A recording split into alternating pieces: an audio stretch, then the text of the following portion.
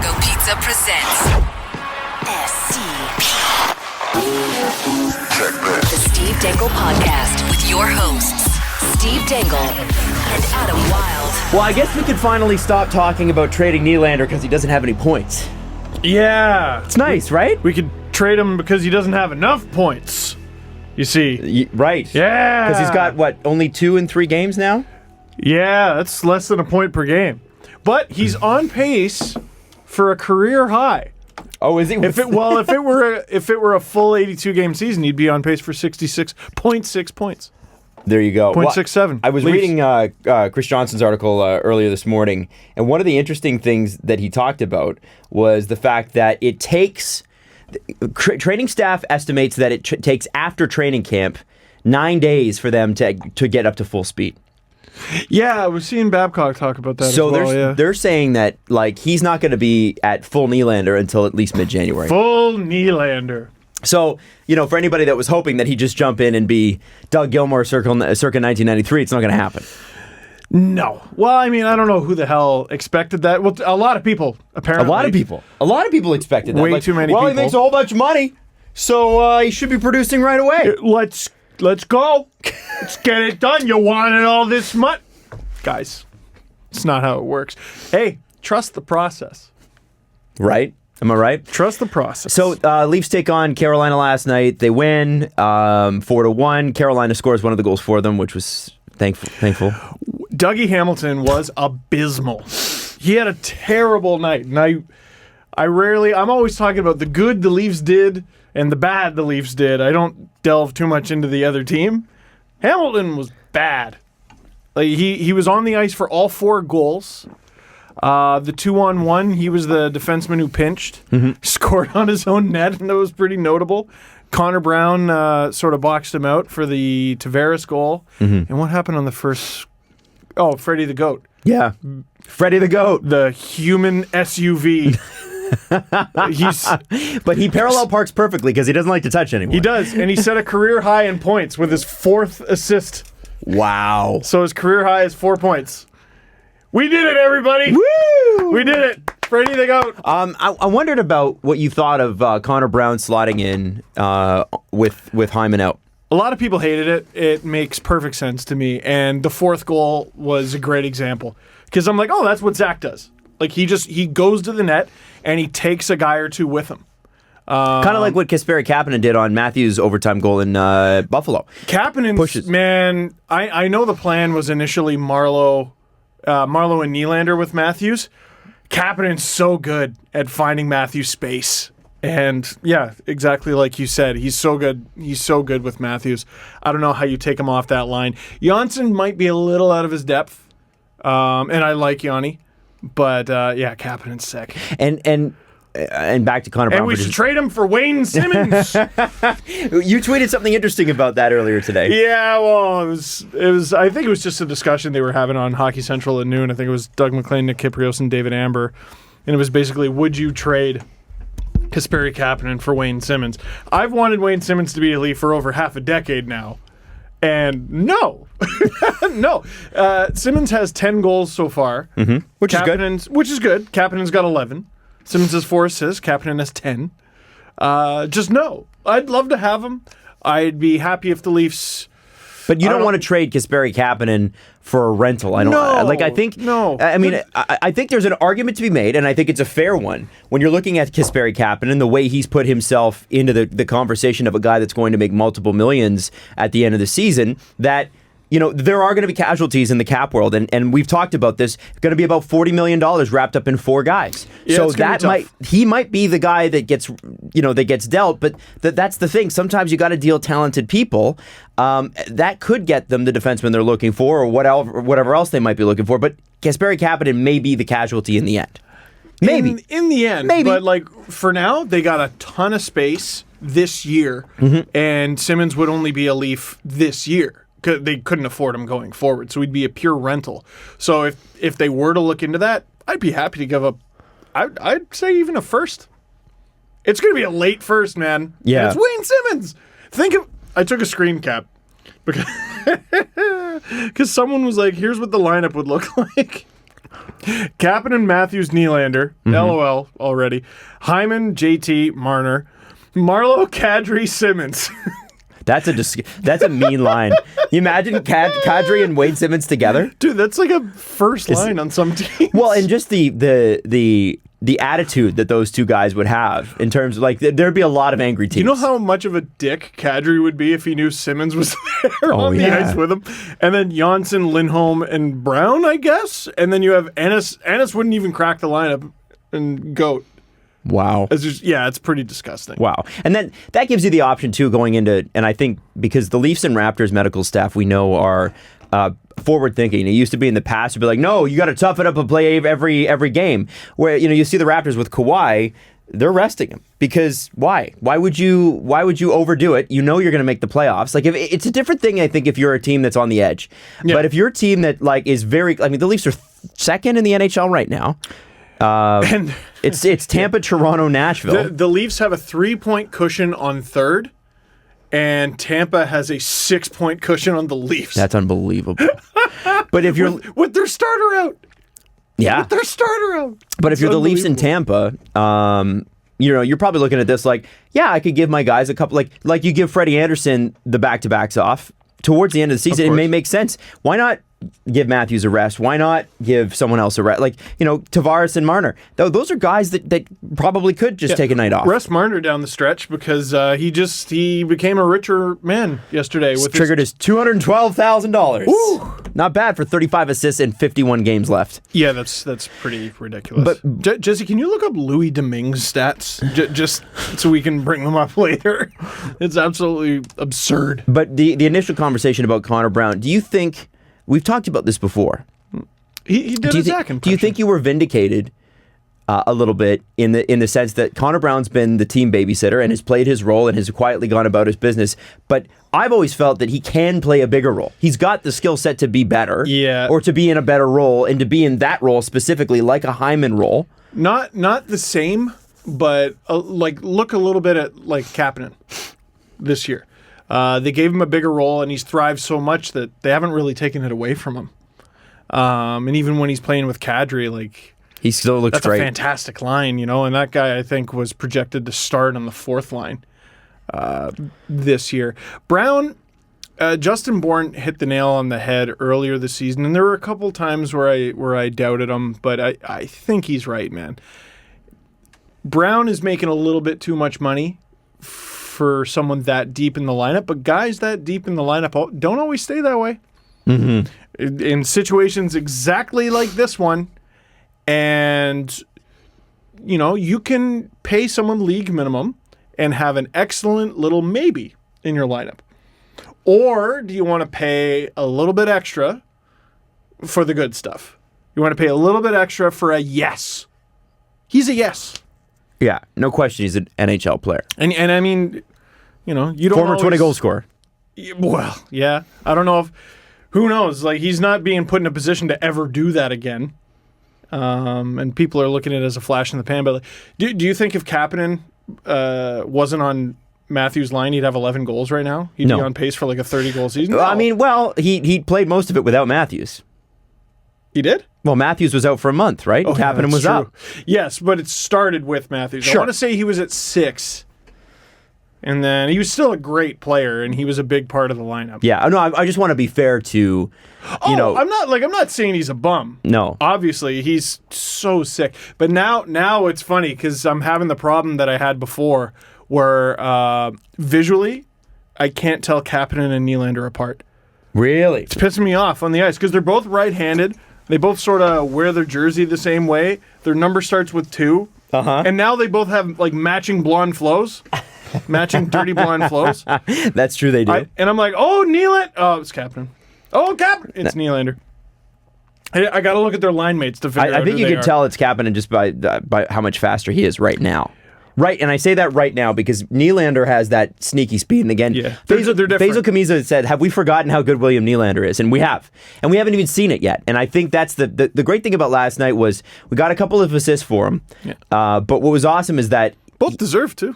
Absolutely earned. But I think the thing is that's him at a disadvantage. That's him having missed 2 months, and he's always in the right spot. The passes are tape to tape. Like, it's just a matter of getting your legs back. Yeah. And a little bit sloppy. Sure. Took six penalty minutes, 2 penalties technically. One was a really bad high stick. Supposedly Calvin DeHaan looked like he was in a 10-round fight today at practice. And I want to say he had a hook or something like that. But what I noticed in the first 2 games, and when I kept coming to his defense, look, the Leafs have allowed 11 goals in 2 games, but he was on the ice for none of them. I still couldn't really point to something that he did that was good. Against the Hurricanes, he was active and sort of forced himself into situations, it seems, or maybe the Hurricanes forced it out of him. And he did a couple bad things, but he did a couple good things too. And they ended up getting the win. And I mean, he wasn't going to know. He wasn't going to make a difference playing on the perimeter. No. He wasn't going to make an impact just sort of going, I'm the new guy here. Like, no, it's December. It's this, Andrew Berkshire tweeted something about Nylander and how he's a transition beast. And he had more. Didn't he have an article about that too, that even just having Nylander on the ice is a defensive plus for the Leafs? Oh, because absolutely. he always has the puck? Zone exits, zone entries. So in games 1 and 2 combined, he had 12 controlled zone exits. Yesterday against Carolina, he had 13. Wow. In games 1 and 2, he had 7 controlled zone entries. Yesterday, he had 10. Wow. So he was getting involved, right? Yeah. And, of course, this was going to happen. And it just worked out that, he had to play Boston. And it sucked. Yeah. And it's interesting. Connor Brown also apparently was a demon when it came to... He's a beast. Like, I don't understand the hate for him. I don't understand. I think it's just his contract. I think but the contract's not even bad. It's just that they have so many other good players. He's been pushed down. But I think on any other team, on an NHL above average team, a team that finishes 5th or 6th, Connor Brown is a top 9 player. Is there any team? Is there Leafs fan economic anxiety? Yes. Yeah. 100%. Because of the cap, like it doesn't. Well, he's a fine player. He's a fine player. He's not overpaid. What Leaf fans need to realize too is that the cap pinch really only lasts a season.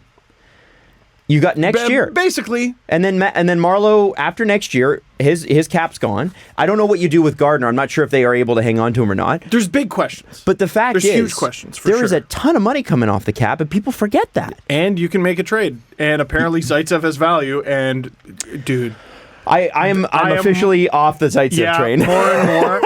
I'm done. I was talking to Justin Fisher because he, of course, was just taking a baseball bat to the beehive like he always does.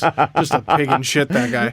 I was saying Zaitsev is sort of like the defensive version of Bozak, where he just has... You look at him in small bursts and like little glimpses, and he's got so many tools. And he applies them on the ice in terrible decision-making. Yeah.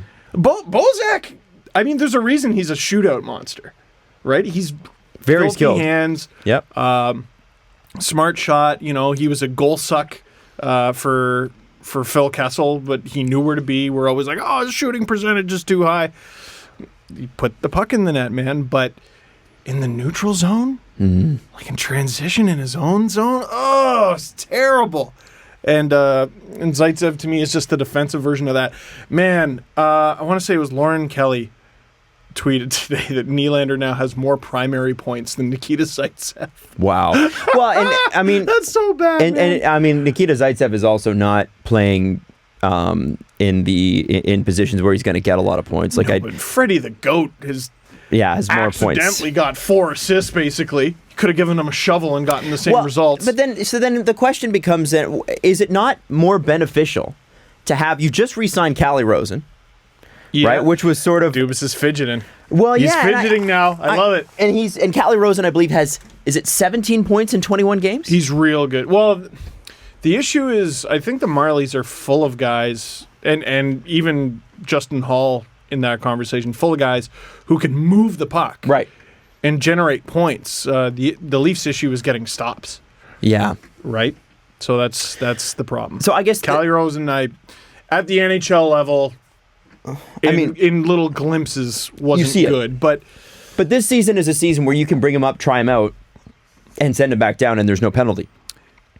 The issue is... Like, next year, that becomes an issue. But now they're at a max, right? Yeah. And they have no one they can send down. Janssen, I thought, could have been an option as like a paper transaction or something like that, but apparently he's not waiver exempt either. No, because he just re-signed this year. Dermott's the only one, because they did that paper transaction a week or two ago when Nylander signed. So, but if you what do you send Dermott down for a game to give Rosen a look? I don't think so. No, I mean, if somebody gets injured, then that's your chance. But I mean, Marincin and Hall have barely played. Hall hasn't played. Man, okay, times have changed. Like, are we just used to it? Like, we were crying for Josh Levo. Frank Corrado. Beating the drum for Frank Corrado. Justin Hall plays one game. We're like, yeah, fair enough. That's pretty much what I expected. Fair enough. Yeah, that's what they do. Yeah, I mean, 100%. I think that we were getting used to the new reality. That was what it was. We were getting used to, here's how the Leafs do business, and unfortunately it is a business and it's tough. This is the role you're going to play on this team. Man, right? We're talking about nights off. Give Zaitsev one. Give Zaitsev one and throw Hall in there. I wonder. I just want to see how it works out. I'm a little concerned that Nikita Zaitsev is still playing the role that he's playing. Like, I was trying to, at the beginning of the season, be positive about him.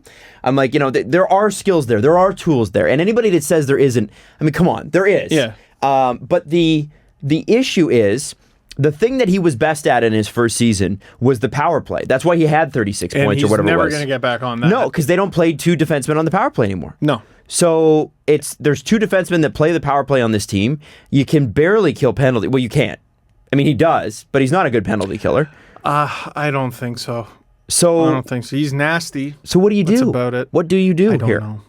Right? I really don't. It's know. like it's like from the Office Space. It's like what exactly do you do here? What do you do here? And the answer is whatever Babcock says. Like, he still plays over 20 minutes a game. Would it not make sense? Okay, so he plays 20 minutes a game. Do you not, if he's been as bad as he's been, and universally you're seeing that from everybody, there isn't. I wouldn't say. I want to just point out the irony that we're talking about this after a big win. I know, but just to be self-aware. Yeah, I know. That's our job. I'm trying to make him better. Would you not step his minutes back a little bit? Like, put him on the third pairing. Why does that hurt? Yeah, it was weird that. It's not weird. I understand it. The Leafs didn't play great down the stretch against Carolina, but Dermott and Nozhiganoff played like 12 and a half minutes each in that game. Dude, play him more. Yeah. Play him more. I like Nozhiganoff the more I see him. I never notice him. Yeah, he's never he's not spectacular. The thing against Boston that really pissed me off was when that puck was in the neutral zone. This led to a goal, and he sort of like waffed after it, like, I don't know what to do here. Do I go back? Do I go forward? And he got caught in the neutral zone. If he'd pressed hard, Boston probably doesn't make the transition as quickly as they did, and then he goes down and scores. But everything was going in the net at that point as well. So, okay, whatever. Yeah, it was. He's not really the great offensive juggernaut that nobody expected that. Keep saying he's got this cannon of a shot. We're never going to see it. In the same way that, I got an internet girlfriend. No, she goes to another school. Oh, yeah. That's Nozhiganoff's slap shot. We met at camp. Yeah, I mean, that's the thing. Like, I just don't think we're ever going to see Oj's thing. But he seems dependable. And Jake Gardiner, I understand that Jake Gardiner, for some reason, has to be Nikita Zaitsev's partner. But look at this. Because he wants to play Gardiner, and he won't play Oj. He's not going to play. But he likes Oj. He likes Oj. But he's not going to play him as much as Zaitsev, right? But then why wouldn't you put a guy like... why would you try Justin Hall?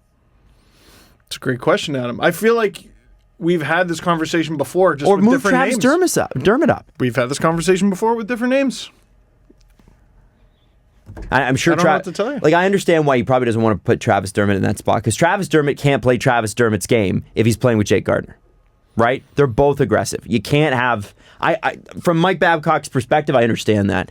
I don't know that the Leafs necessarily have to make a move, but it's pretty obvious what their defense system is. You think they're... So this is what I'm interested in. I had a feeling, because we'd been talking about this, where the Leafs... Dubas obviously made a huge move with Tavares, but other than that, hadn't really done anything else with the Leafs. And again, Justin Bourne. I read him a lot. Can you tell? I keep going back to something he said where like you don't work as like an assistant somewhere for 4 years and not take stock of the things you do differently, right? So he signs Tavares. That's huge. But then he's got this Willie thing that he's got to worry about. Phrasing. And that takes 2-3 months, whatever. Then he finally gets it done. Then you see all these little moves. The Levo trade, I don't know, maybe you can't read that much into it. It was sort of out of necessity. Yeah, and it was also, I think it made the organization look good. I mean, they needed to do it anyway, but I also think it was like, hey, listen, we promised you. We're following through on that. Thank you for being a great soldier. Go have some fun with Pettersson and Besser. I wouldn't be stunned if he came back. I wouldn't be either. Wouldn't that be interesting? But isn't that the point? Is to create an environment where, you know, a guy like him who isn't going to make the lineup every day, you go, okay, well, listen, we're going to do you a solid, and then he comes back and he's a solid depth player because he likes the organization. Except he's going to mess around and friggin'... Like, Frank Corrado is a Maple Leaf organizational player now. Yeah. He came back. I mean, he also gets to play close to home, but he's going to mess around and become a $3 million player playing with Elliott Pettersson. He had another 2 points last night. I know, it's unbelievable. Almost had 2 goals. And how can you not be happy for him? Like, it's great. Oh, I know. But, so the Levo trade, Rosen. Glass was traded, and Cracknell too. Oh, yeah, Glass These are was Marley traded. players. Now, that is technically a Lawrence Gilman move, but then the Cracknell one is a Dubas move, because those are 2 NHL contracts. I just want to throw this out there. The Cracknell and not Oleski. Well, yeah, Cracknell, Alexi, and Glass moves happened during the Marlies Christmas party. Like they found out during the Marlies Christmas. Yeah, really? It's the last point in 31 Thoughts today. Were they there? They were there. Oh, and they found out that they were traded. Just unfortunate time. I mean, there's not many good points during a season to get traded, are there? Yeah, no. I mean, at least, you know, you're probably going to want to say goodbye to everyone. Jordan Staal got traded at his wedding. He did? Yeah, he got traded from Pittsburgh to Carolina on his wedding day. Well, there you go. And Grabowski was bought out, I think, the day before his wedding. Wow, by the Leafs. By the Leafs. Yeah, jeez. Now, I mean, that's what... If you're a hockey player, that's what you get for getting married at, what was it, the end of June or beginning of July or whatever it was. That's when the moves happen. 100%. And so, I guess, you know, very clearly... something will change on the Leafs defense. Whether it's big or not, I don't really know. But everybody seems... Nick Kypreos, it's so funny, you know, they people are like, you can't take anything the guy says seriously. And I think you can. And then he goes and he says the word Pietrangelo, and that's all anyone has talked about. For Zaitsev! Yeah, well, it wasn't straight up one for one. But what? He didn't say one for one. No, he didn't. He said like a pick or a prospect or something like that. Dude, Zaitsev and a first for Petro? Yeah, thanks. All day. Yeah, thanks. Drive him to the airport. Yeah, I'll figure it out. Now, you know, cap crunch situation because he signed next year. Yeah, we'll figure it out. Yeah, fine. we figure that out. He's an Olympian. Man. He'd be a Canadian Olympian. And like a 25-minute guy. Like that's a minute eater. Oh my God. Petro, Rielly. Oh my God. Do you do Hainsey Gardner then? No, Ainsley's gone. What do you mean he's gone? Well, next year? Yeah. Oh, okay. But what happens this year if it happened? Ron, you're on the third. Yeah, I know. Shut up. I just I do know that Elliott Friedman in 31 Thoughts, and I just want to quickly read this. He brought up the fact that that there were potential. There was a Nylander deal potentially for Pietrangelo. So this was how Nick Kypreos shook the masses last weekend, wondering on headlines if Alex Pietrangelo would be a fit in Toronto. With a few more days to work off it, my guess is this: St. Louis put him in the William Nylander discussions, but the Maple Leafs decided to keep the winger. I see two reasons. First, William Nylander is 6 years younger. Second, they may not be able to fit Pietrangelo's extension. He's eligible in July, and would prefer someone with term in that particular trade. It doesn't mean they won't consider him in the future. They are doing their due diligence on defensemen. This is the Leafs. Yeah. They're not crazy about term, but may consider some length if the cap hit is small enough. The defense, Pietrangelo has trade protection, but if his novice-age teammate John Tavares can handle Toronto, there's no reason that he can't too. And he said the biggest takeaway out of this is Pietrangelo's name is in the sweepstakes. Like, this is officially it. He's in. I interviewed Pietrangelo. He was one of my first Nike interviews. How did it go? It went great. Yeah? First of all, he's one of those guys who's been like in his mid-30s since his teens. Sort of like Aaron Ekblad. They even look a little bit alike. But Petro, I just remember being one of those guys. They were like, he's so mature. He lives by himself already. He cooks. the bar is very teenagers low. You don't realize, and I didn't realize when I was a teenager, and this is my get off my lawn moment, but that is how low of a bar there is. Yeah. Be a relative human being and people will be blown away by it. He cooks, holy shit. Get out of here. When I was 20 and living in Halifax on my own, my parents were like, are you sure you're okay? Like, is everything good? And I was like, yeah, no, I got it. And I like paid my own bills, and I paid with a check because I had no money, so I didn't want them auto depositing out of my account. You know, those. Wow. I was like, yeah, I'm like, I have no money. So if they take money out of the account that I'm not expecting, I'm toast. And they would call me every month and be like, okay, so do you want to switch to automatic billing? And I'd be like, no, thank you. No. And then they called me and they're like, we'd like to add a home phone to your plan. And I'd say, no, you don't. And they'd say, well, it's only $1 extra a month. Thank you. I was like a Lions out there, and I said, can't afford it. Can't afford the cost of the actual phone itself. Like buying the phone from Walmart. Your parents were a lot more hands-on than mine then. Really? They'd just be like, so what are you doing?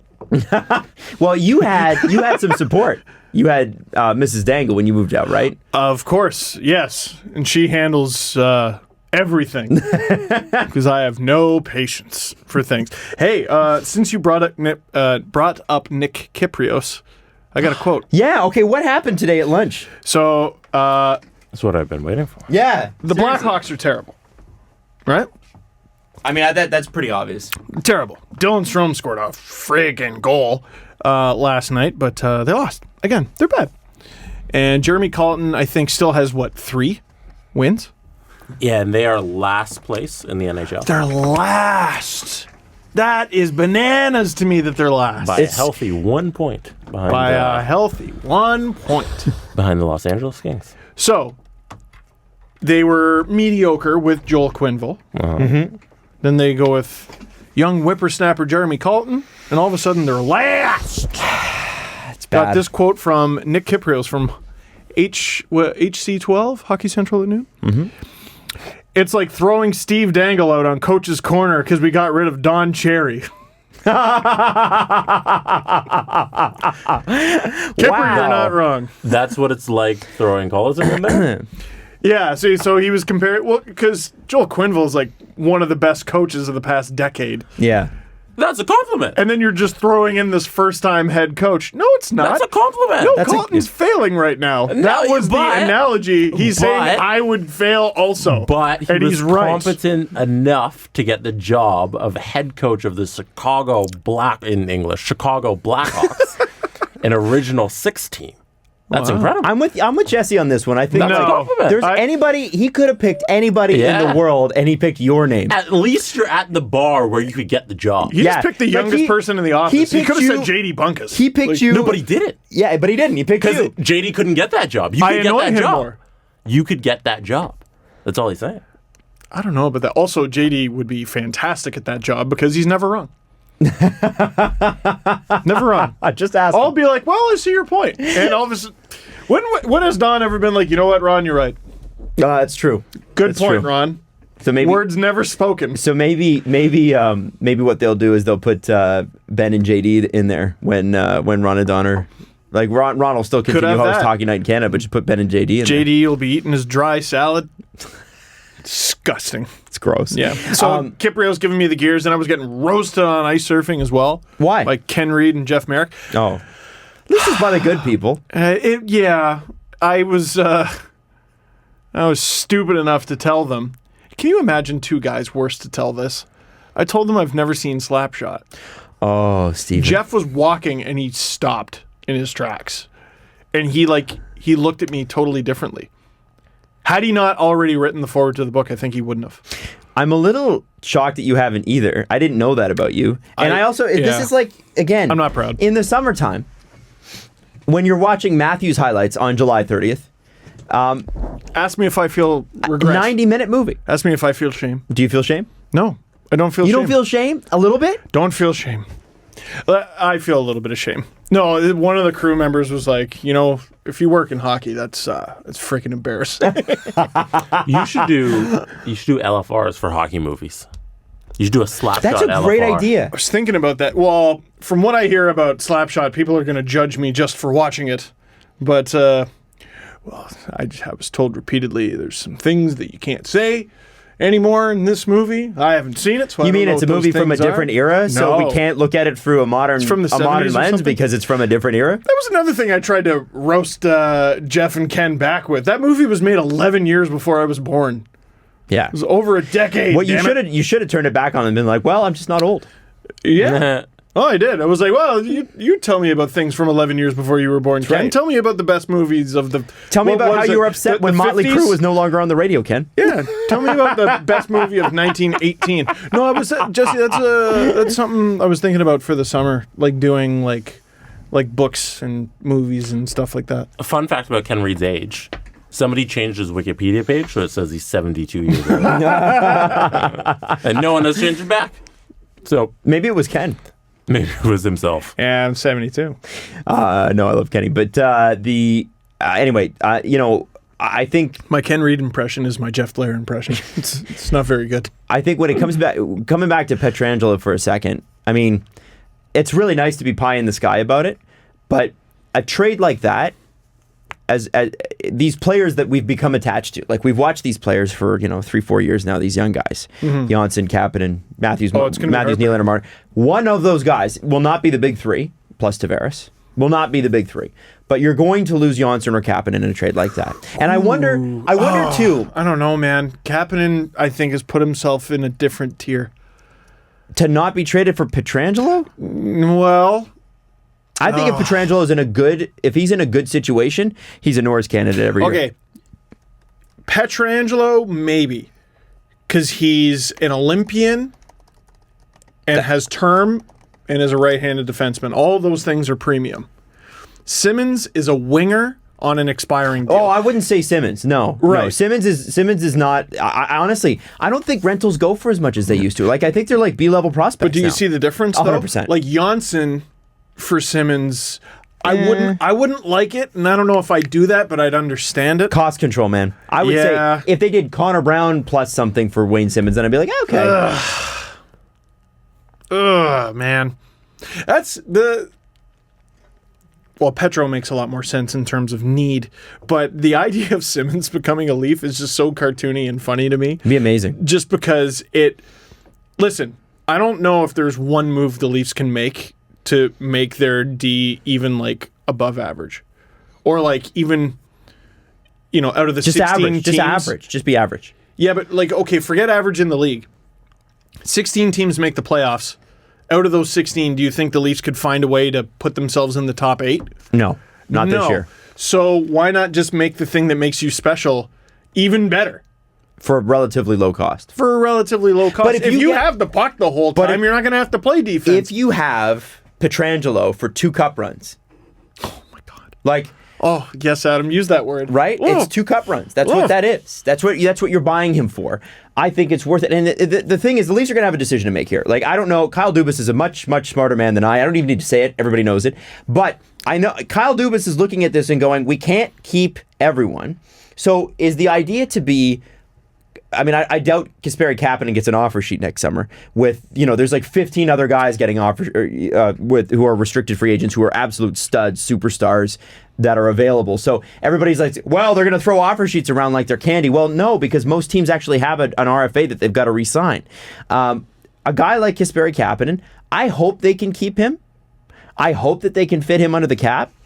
But that's the guy that I look at where, like the Caps win the Cup and they have to trade Brandon Saad. The Caps win the Cup and they have to trade Brian Bickle. The Caps win the Cup, or not Caps, sorry, Hawks win the Cup and they have to trade Christopher Stieg, right? When the Hawks won the Cup, they had to get rid of guys who were good players. Man, they lost a lot of guys. They did. Yeah, Bufflin, Versteeg, Boland. And they continued to win. It was over several years. Can you look up the offer sheet chart again? Because you actually just...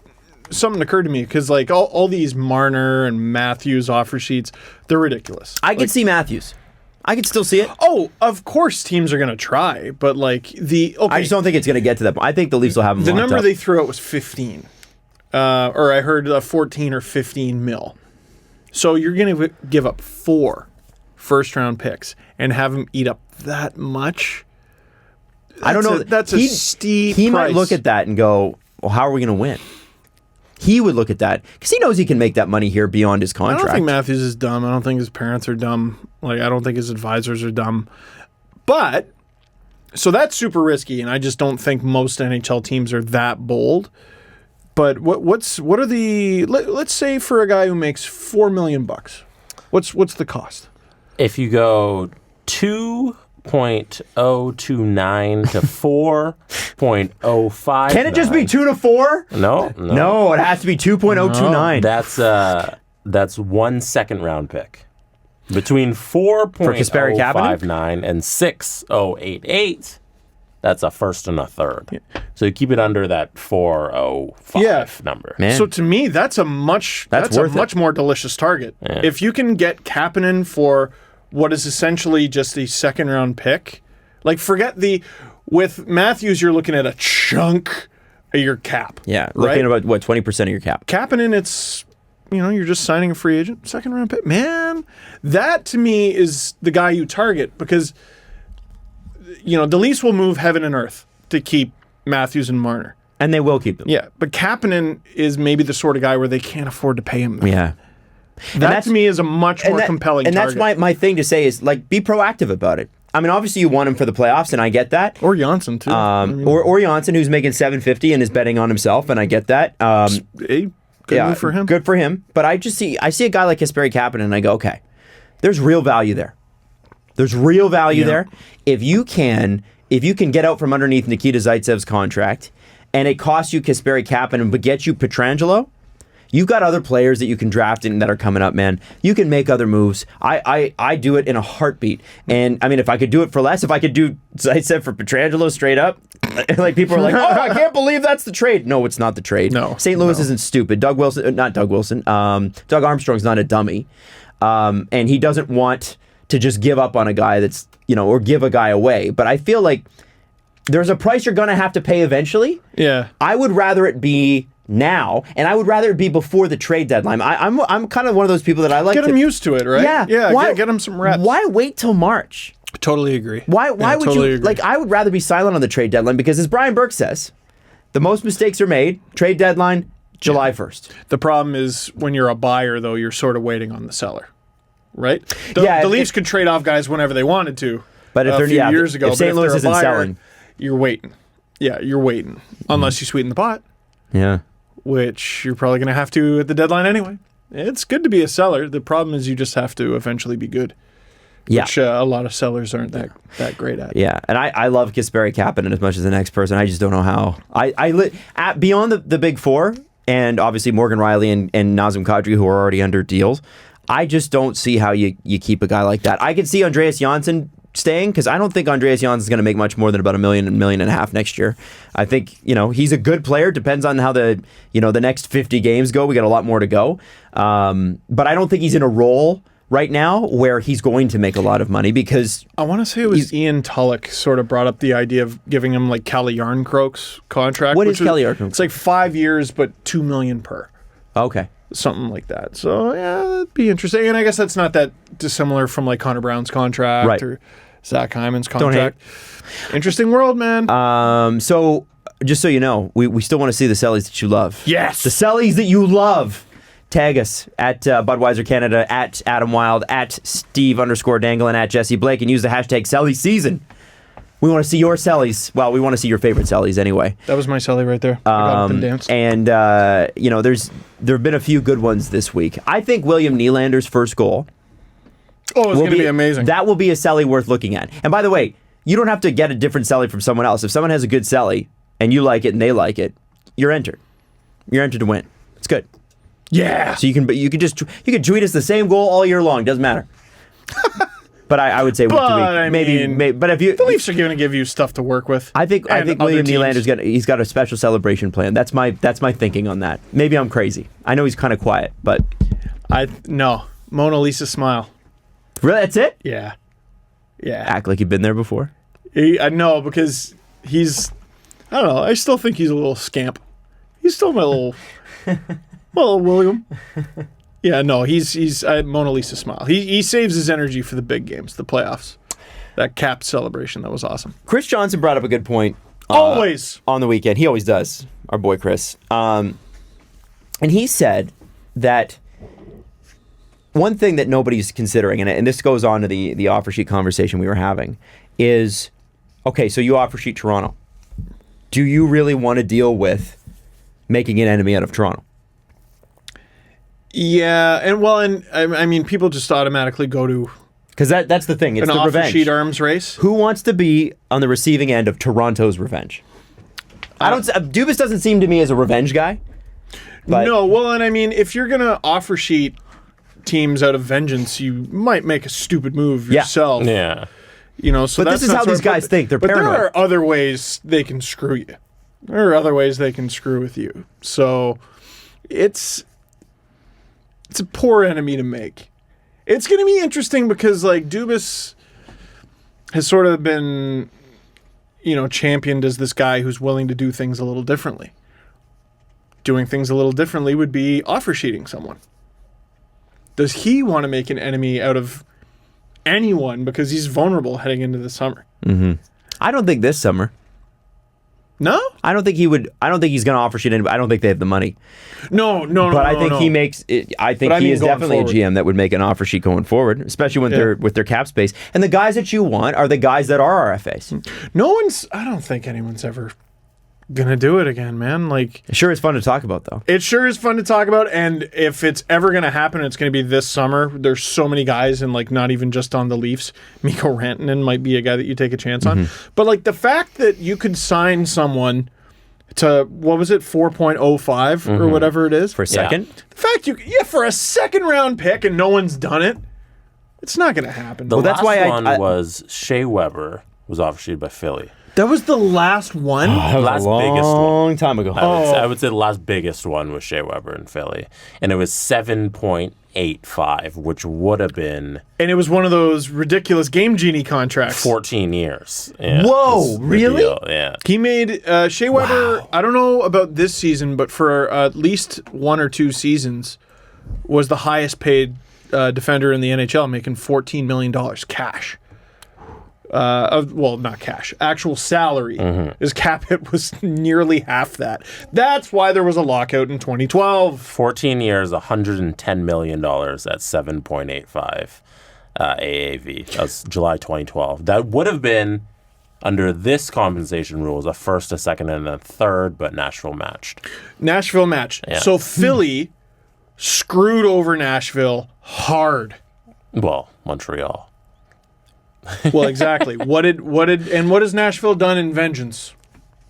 Nothing. Like this whole vengeance thing, I think, has happened once. Burke.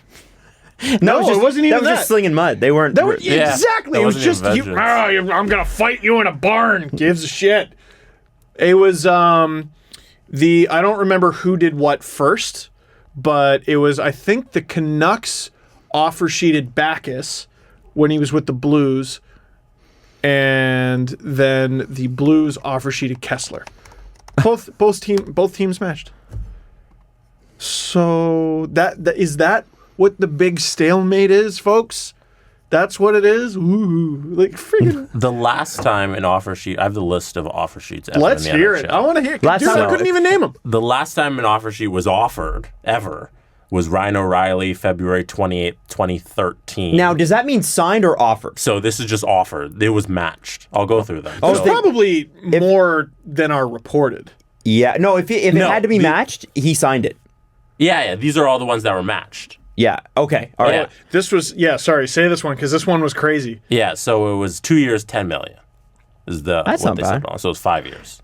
Right. Colorado matched that and then traded him. So that was Calgary offering sheeting Ryan O'Reilly. But remember, there was some sort of glitch or some sort of loophole where, had it actually gone through for Calgary, he would have had to go on waivers.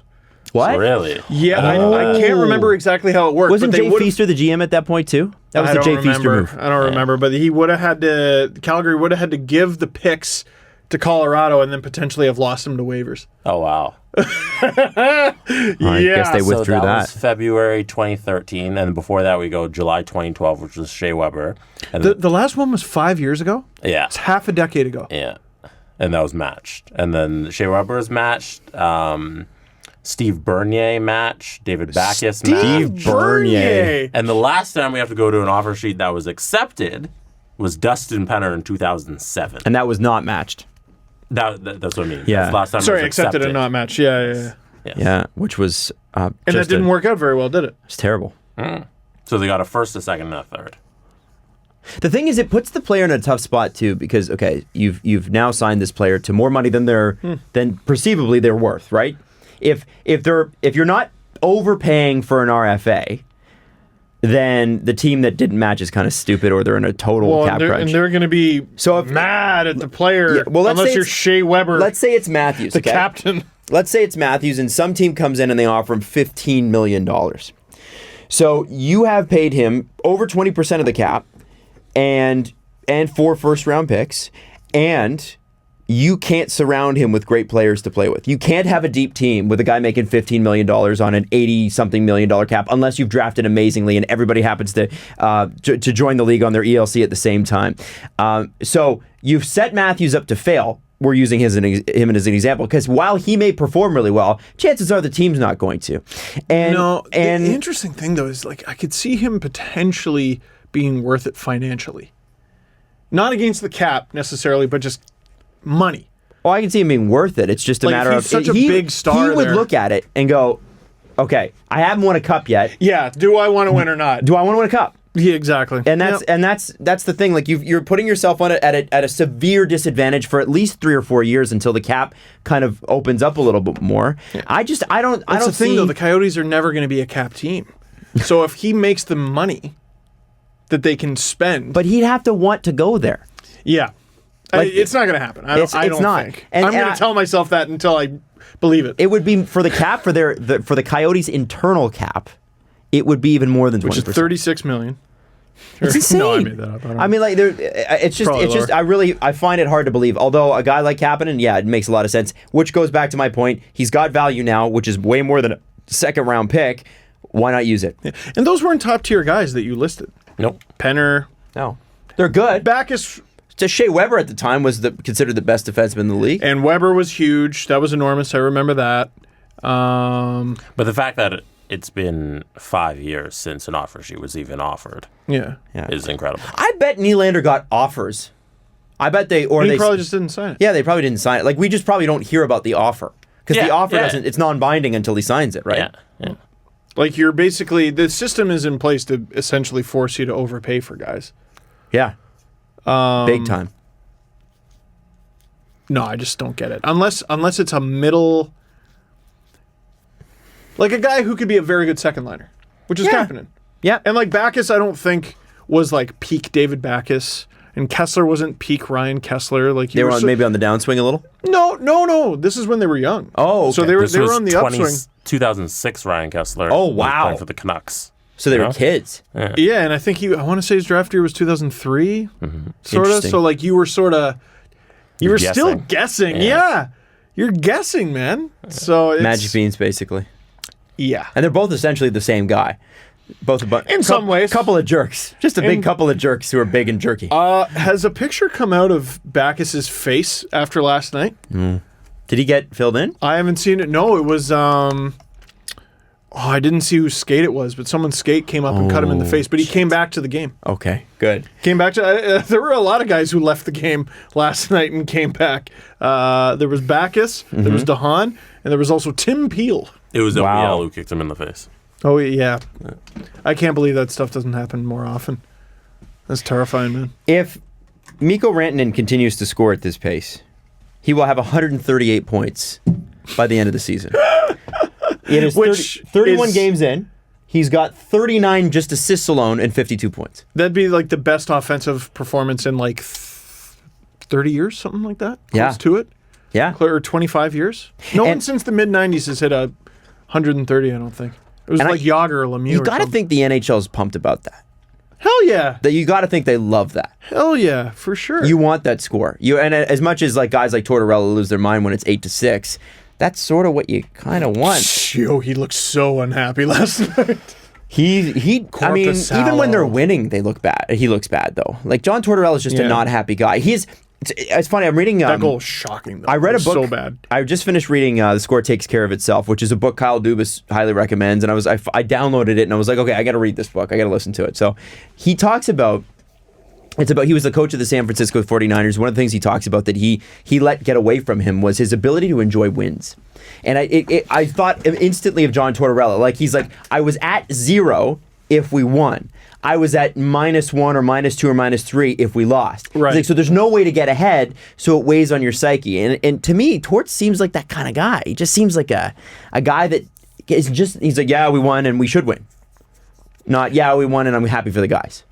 Man, I can only imagine, being I mean, it's funny. Us on the outside, well, why did you make such an irrational decision?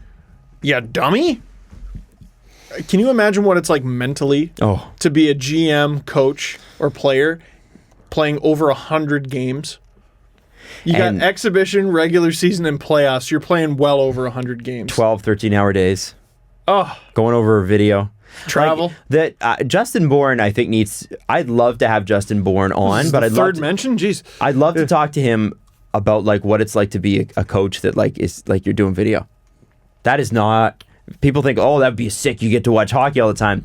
You're breaking down the same play for like 5 hours. Oh, it's prep, and then like you get to talk for like 10 minutes or something. Yeah. By the way, Nathan McKinnon, who is Rantanen's line mate, 125 points if he continues at this pace. It's pretty unbelievable. And Nikita Kucherov isn't that far behind. Our boy Mitchell Marner, 6th in the NHL in scoring. Crazy. I really can't believe. And you know what though? Like Tavares, I think deserves credit. They're a match made in heaven. So Tavares' career high in goals is 38. Mm-hmm. Last year he scored 37. He's got half that now. He's on pace for 50. He could be the Leafs' first 50-goal scorer in quite some time.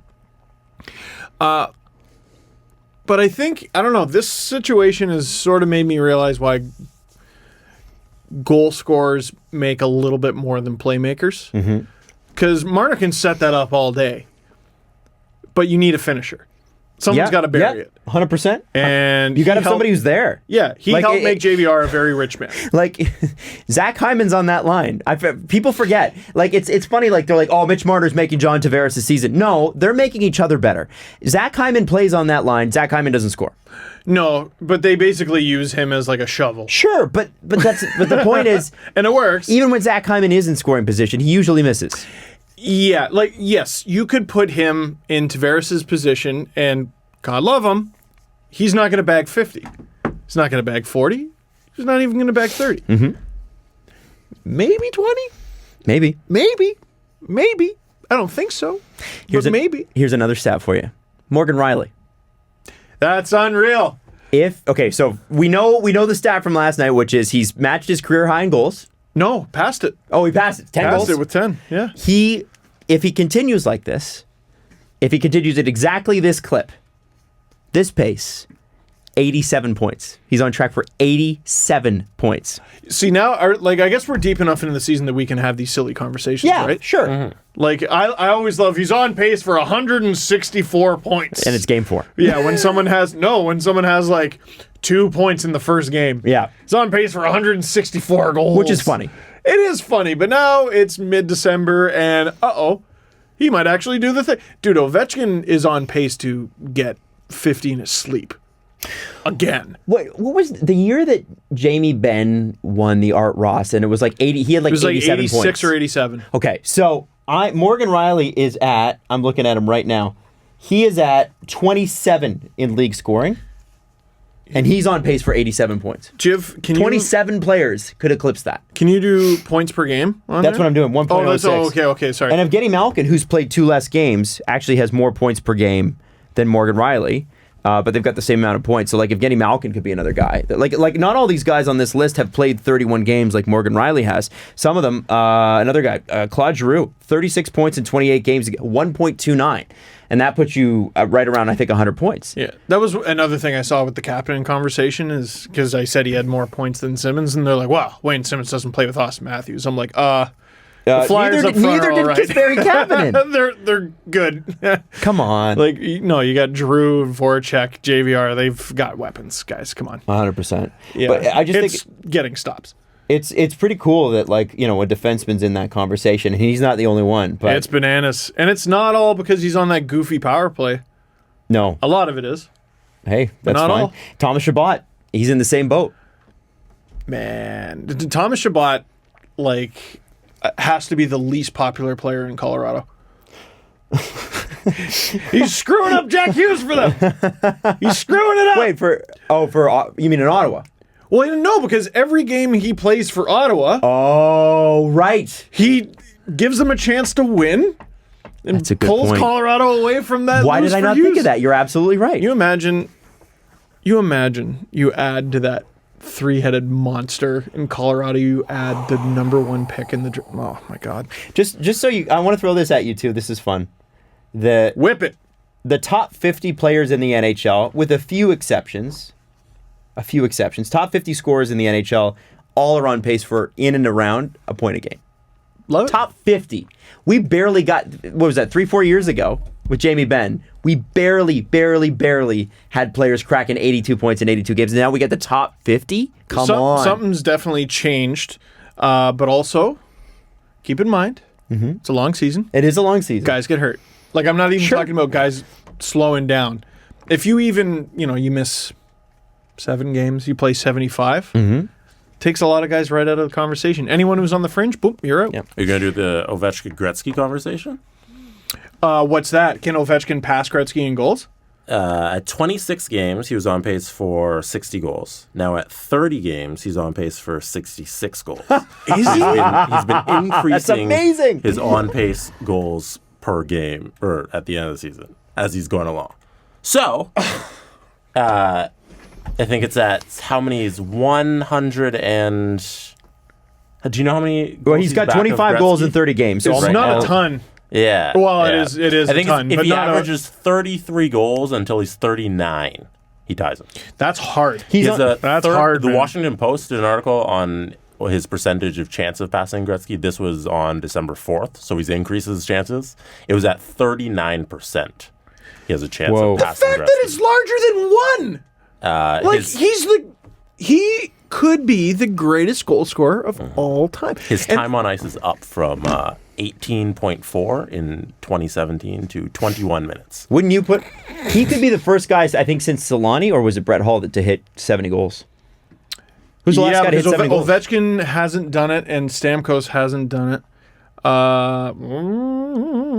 McGillney, maybe? Maybe. 96, maybe? Couldn't be later It's than so that. rare. I'm trying to remember from all the era-adjusted stuff that I wrote. Gretzky's... I'm trying to remember exactly what it was. This is why era-adjusted stats are like... I think they're important to look at if you're a hockey fan, and like especially if it's hockey you don't remember. Like, I don't remember the prime of Gretzky. I wasn't alive for the prime of Gretzky, which is a weird thing to say, but it's true. His 92-goal season, era-adjusted, I think was like 70-something. Still great. Still incredible. But Brett Hull actually has the best season ever in terms of era-adjusted. Didn't he have a 72 or 75 or something? He had an 87. Oh, he did? He had an 87, but I think he had an 80-something else. But because goal scoring was... Brett Hull's second highest goal total season, I believe, is actually the highest era adjusted of all time because Wow. goal scoring was so down in that season. Do you remember what it was? No, was it 86? I'm trying to remember. It's era adjusted. I think it was. I remember now. Era adjusted. Ovechkin has the second best season in NHL history, which is 72. So whenever he got 60, whatever it was actually 72 era adjusted. Brett Hull's best season, which was still, I want to say in like the late 80s, Goal scoring was No, still way it up. would have been early 90s because late 80s he was with the Flames. But goal scoring was still way up. It Yeah. was 78. That's how good Brett Hull was. So anyway, the reason I bring this up is Ovechkin could actually score the most goals of his career this season in any one season, but it still wouldn't be as impressive as his 60 whatever Era adjusted because no one scored back then. Yeah. I think it's so cool that Goal scoring, it's going up. what is he, 31, 32? 31? Yeah. No, he's turning 33 at the end of this season. He's 30. This is year 33. So he's 30. He's not a young man, 33 season. but yeah. he's still dominant, like absolutely dominant. How about this one? From age 30 to age 33, Gretzky scored 126 goals. Okay. Ovechkin, from age 30, and he's finishing his age 33 season, has 151. Wow. So he And has 56 more games to play, and he's already outpacing Gretzky from 30 on. But So he's catching up. man, He's catching up. you get the David Clarkson elbow. Yeah. You blow a knee. Something happens with your back. Dude, Bobby Orr was the best player in the league for like 8 years straight until one day he wasn't. Retired. Mike Bossy, best goal scorer in the game, couldn't play anymore. Like, it happens like that. Not everyone gets the I'm in, I'm out, I'm in, I'm out. Like Lindros Or you don't even Bure get and or the Forsberg. Marlowe, which is score. You're still Marlowe, who was Marlowe's unbelievable. who still is in a 25 goal conversation every year. Marlowe's at 38, last- 39. I want to say the last season Marlowe missed a game was my first season making YouTube videos. Wow, I think. that's perspective. That's crazy. 2008, 2009. Last time So, he did- okay, it was my second. It was my first season with jump cuts. This was the last time I he was didn't play a 20. full season. Whoa! We got a. What happened? We got Trade? Well, okay. How? What? Okay. Adam, what? How reliable is Complete Hockey News? 0%. Yeah, who the hell is that? Who the hell is that? I've never heard of them. Okay. Well, okay. Whoa. No, right, you got to all right. say it now. Sorry, Ian Tulloch. Ian Tulloch is a obviously we know who Ian is. Ian retweeted them. Are you sure he's not just messing with you? He might be. I think But he's messing with basically, you. what they have said is the St. Louis Blues have informed teams that all players are available, including Tarasenko, per Jeremy Rutherford. That's from Jeremy Rutherford, Blues reporter. So they're Yes, just retweeting. but he could have just said that. Yeah. Did you know that the Leafs are offering William Nylander per Elliott Friedman? I said it. All right, I'm sure Jeremy Rutherford said it. I don't know. Okay, but Jesse, look that up. also they keep saying Parayko. The Leafs should be all in on Parayko. I just don't think the Blues will give him up. I want Parayko just for... I'd love to have I see Parayko. it. He's got more term, and they can hang on to him I want forever. Parayko just for that clip that went viral. Which one was that? Where he's arguing with the ref. He's got the puck behind the net mid-play, and the ref's like, you got to move it. And Parayko goes, I can do whatever I want. And the ref goes, really? And he just stands there. Well, what's he going to do? Call him for a penalty? Yeah, he can do Blow whatever it he dead? wants. Yeah. He's standing there. Man, he can't do whatever he wants. I like the Parayko. I like the Parayko deal better because it's 6 years. Even if he's, let's say he's a what's the step. hit? I think it's 4.5. No way. Hold on. Let me check that out. I know it's less than Pietrangelo. I didn't mean to do that with my voice. No way. Sunday. It is 5.5 for 4 more years. I would pay more for that because you get him for 4 cup runs instead of 2. And Pietrangelo, let's say Pietrangelo is the better player. If Parayko is just a little bit less good, like a step behind Pietrangelo, which is still an incredible defenseman and your number one pairing defenseman, no question, and your right shot, Leafs should be all in on that. So to plug some Sportsnet hashtag content, every week I get to ask Andrew Berkshire a question, and he does a deep dive in the statistics and he answers it. So what we're going to get this week, I'm not sure when he's going to write it for, is basically what is Alex Pietrangelo. And one thing, I don't know if he's put it out there. So are you going to blow it for him? Well, I mean, I'm going to put it out there, and then he's going to actually Prove it. prove it. Okay. Really good player. Strangely terrible penalty killer. Weird. We're super weird. And you know what? I would have never called it. They would need him to kill penalties. Of course. And I can't believe I'm going to say this, but because of the hole that Nikita Zaitsev would leave. Gaping hole. The gape? I mean, yeah, I don't you could argue that with Nikita Zaitsev there's still a gaping hole. But well, Adam, possibly. He's such a good player. Like, that seems like a coaching thing to I'm me, sure they could figure him out. If you got the tools, I'm sure they could make you into a moderately good Zaitsev has the tools. He doesn't have Pietrangelo tools. No. I mean, Or your brain is a pretty pedigree. big tool. And I don't trust his decision making. Whoa. Sorry. God, I hope there's a trade. Like, I was going to say during the show. No, we don't deserve it. After. Right after. Edmonton under Ken Hitchcock is 8-2-1. Leon Draisaitl. Leon Draisaitl, Ryan Nugent-Hopkins, Connor McDavid, all in top 50 in NHL scoring, which I don't care what anyone says, is impressive. Worth it. Draisaitl's worth it now. No, I don't know. I mean, I'm just being cheeky, but hey, they're winning games. Point-a-game player. That's what they need to do. Honestly, if you put together a couple hot streaks and are pretty mediocre the rest of the way, you'll make the playoffs in the Pacific. They're brutal. It's brutal. And, I'm not saying that to take anything away from Edmonton. 8-2-1, that's a little bit more than a hot streak. Yeah. That's incredibly good, and we ought to, shame on us, take back everything that we said about Peter Rielly and the Mikko Koskinen signing. Yep. Absolutely. Got his 10th win last night. And you look at how bad goalies have been throughout the league. They're paying $2.5 for this guy. I don't care if they're in a cap crunch. Excellent value.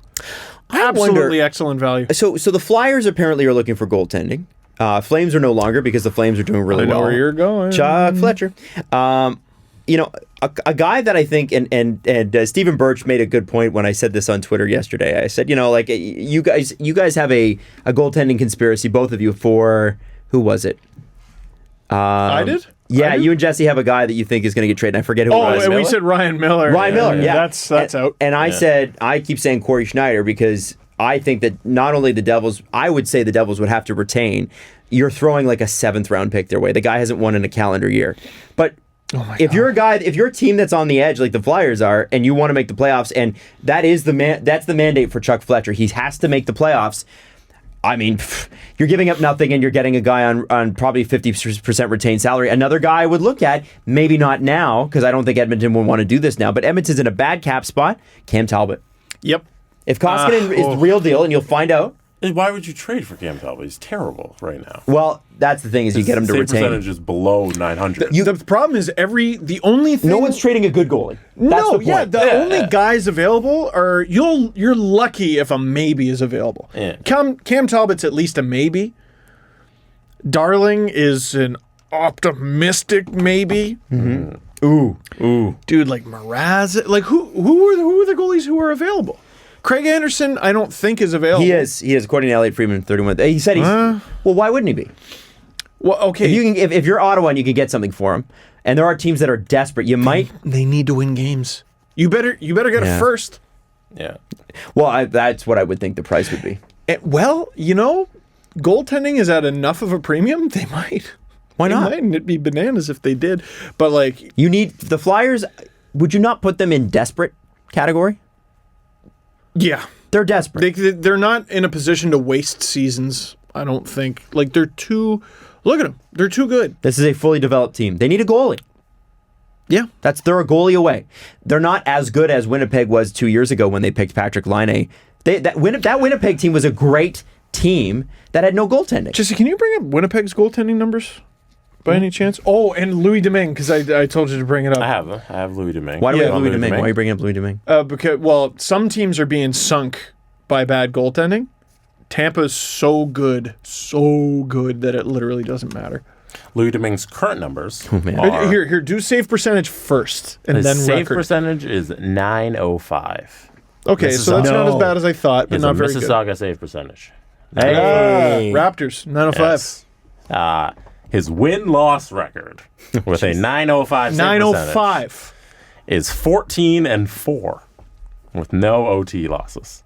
It's like there was a Blue Jays pitcher a few years ago who was like, I think it was like 12-3, but his ERA was like 7. I think Drew Hutchison or something like that. Oh, He just maybe. had a whole bunch of run support and kept winning, but he was awful. So Louis Domingue, what is that? 28 out of 36 points. Yeah. That's good math. That's insane. Stupid. Good math there, bud. Yeah, it was hard. It took all my brain power, and now I can't remember the other goalie I was asking about. Oh yeah, the Devils. Not the Devils. The Jets. The Jets' current goalie situation. What's Hellebuck? Hellebuck's at a 9-10, 13-8. Brassois, I mean, I think that's about league average this season. Brassois been way better out of Edmonton. 6-1, 932. Man, like it's. I mean, Edmonton deserves praise for Koskinen, but if you had hindsight, which no team ever does, if you could see into the future, imagine if you had Koskinen and Brassois. Yeah. It's because But sometimes you need be cheap, right? I think sometimes you need a change of scenery too. Like I think Corey Schneider still has the skills. It's impossible that. Okay, dude, he literally lost the game the other day because his team scored on him 3 times. We say he hasn't won in a calendar year. Corey Schneider won that game. He won it. The Devils lost. Yeah. They scored on him. It's one of the most mind-blowing things I've ever seen. What are the odds you score on yourself? Oh. What are the odds you score on yourself twice? 3 times in a game that tight? Yeah, the Devils scored all the goals. Like literally for Their him. captain swatted the puck in. The game-winning puck, I think it was. Yeah. It's unbelievable. Brassois makes $650,000, by the way. Yeah, he'll He be makes making more. league min. Man, There's a goalie who's 6-1 for the price of Tyler Ennis. if I'm St. Louis, I am all over that in the offseason. I know Jake Allen makes 4.5, but it's not good enough. Jake Allen contract's looking real bad. If you're the Jets, and you're, oh my God. Because if Connor Hellebuck really gets going, and you're the Jets, I would not blame you at all for holding on to Brassois, obviously. Going into the playoffs. In the playoffs, you never know, and a lot of teams end up using 2 guys. How many teams would be willing to pay the sun and the moon for Laurent Brassois right now? Well, you got desperate teams. Chicago's a desperate Way team. overpaid for the. Well, Philadelphia's a desperate team. Chicago's right off. Yeah, Yeah, but boy. Stan Bowman's got to be desperate now. The coaching Yeah, are change they he in a made position to finish made the last? team worse. He made them worse. Again.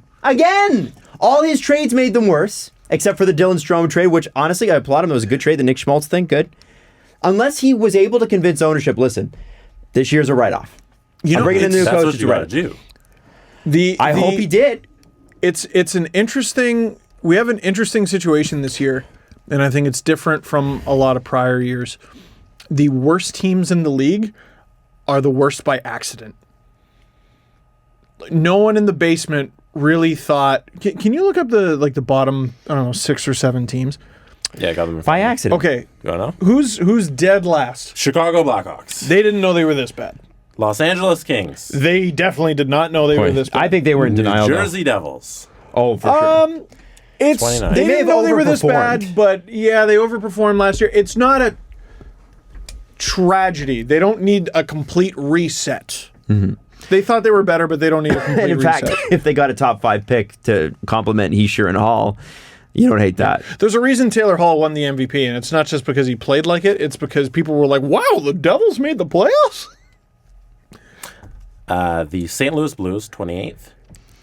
They are Whoa. socking each other in the face at practice. 27th, the Philadelphia Flyers. That's an accident. 26th, the Florida Panthers. That's an accident too. That's a car wreck. Those the bottom 6 teams in the NHL. It's not even. They need a save. They need a friggin' save, and I don't know what I would have done differently if I were them. But the thing is Luongo's that been good, all though. these GMs knew. Yeah, Luongo has been good. All these GMs knew that their goaltending situation was weak, and none of them did anything to address it. The Panthers did. They're still the ones that I feel bad for, but They didn't do anything to address it this offseason. they got okay. So they have Luongo, who's Yeah. still a good goalie, Sure. and But Luongo's not going to play 60 games anymore. no. So you have Reimer, who should have been playing better than he has been. Yep. At very least, even if, he's not, quite what he was with the Leafs or whatever. And then you go, okay, so our backup, we're going to overpay for Michael Hutchison even. And I looked at that and I went, oh, okay, fine. No, swing and a miss 3 times. Luongo injured, Reimer bad, Hutchison bad. But every other team. I mean, but it's deck chairs on the Titanic. Like, I mean, look at Philadelphia. They signed JVR to that deal, and good for JVR. That's and great. He got hurt. And he got hurt. Fairness, so his season is starting off on the wrong foot. I'm not worried about JVR per se. What I'm saying is, you had all that money to sign him to that. You could have gone out and got a goalie. I think there's a reason Koskinen got $2.5 million though. Oh, there must have been other bidders. Must have been other bidders, obviously, but I think the reason teams were offering that much money for Mikko Koskinen is, I guess... They believed in him. Well, they believed in him, but I don't know how many other options there were out there. Well, I'm sure you could have made it some sort of move. And again, I mean, somebody's lost their job in Philadelphia already because there's no goaltending. But that will sink your ship. And I mean, Chicago still has never addressed it. And they knew going into this season that Corey Crawford may not... Remember they were saying he may not ever play again? And they got Cam Ward. Who's been awful since the Cup run. Literally hasn't... For 10 years. Yeah. And this is the problem. Like, I don't understand how these guys don't That one see. we nailed. Are they going, ooh, I sure hope. Ooh, I sure hope. Yeah, I don't get that. I don't get how you're not looking at that and going, okay, that's an issue. We got a real big issue there. We got to find something. We got to do something. Like, Ward is a guy you either sign for less than $3 million, which is what he signed to, or you have him as like a gray beard in the minors. And the Flyers got Brian Elliott. When was the last time Brian Elliott was a factor? He's a high paid maybe. Last 22 games, Chicago Blackhawks 3-16-3. Oh. And they are on an 8-game losing streak. Jason York had a stat, or was it Jason York? Someone had outshot or outscored. They've been outscored 21-6 in that span. Okay. And they've held the lead in the first period. They've held the lead for, I think it's over the last 10 games or something like that, for 41 seconds. Whoa! Right? Whoa! Yeah, that's bad. Bananas. That's not even skill at that point. That's like dejected. Like, that's in your head. Yeah, so the reason I sort of isolate this year is different, because all these teams are bad by accident. It adds emotion to it. So many of the guys on the Leafs were happy as clams to be on the last place 15-16 Leafs. Hey, I'm going to get traded somewhere.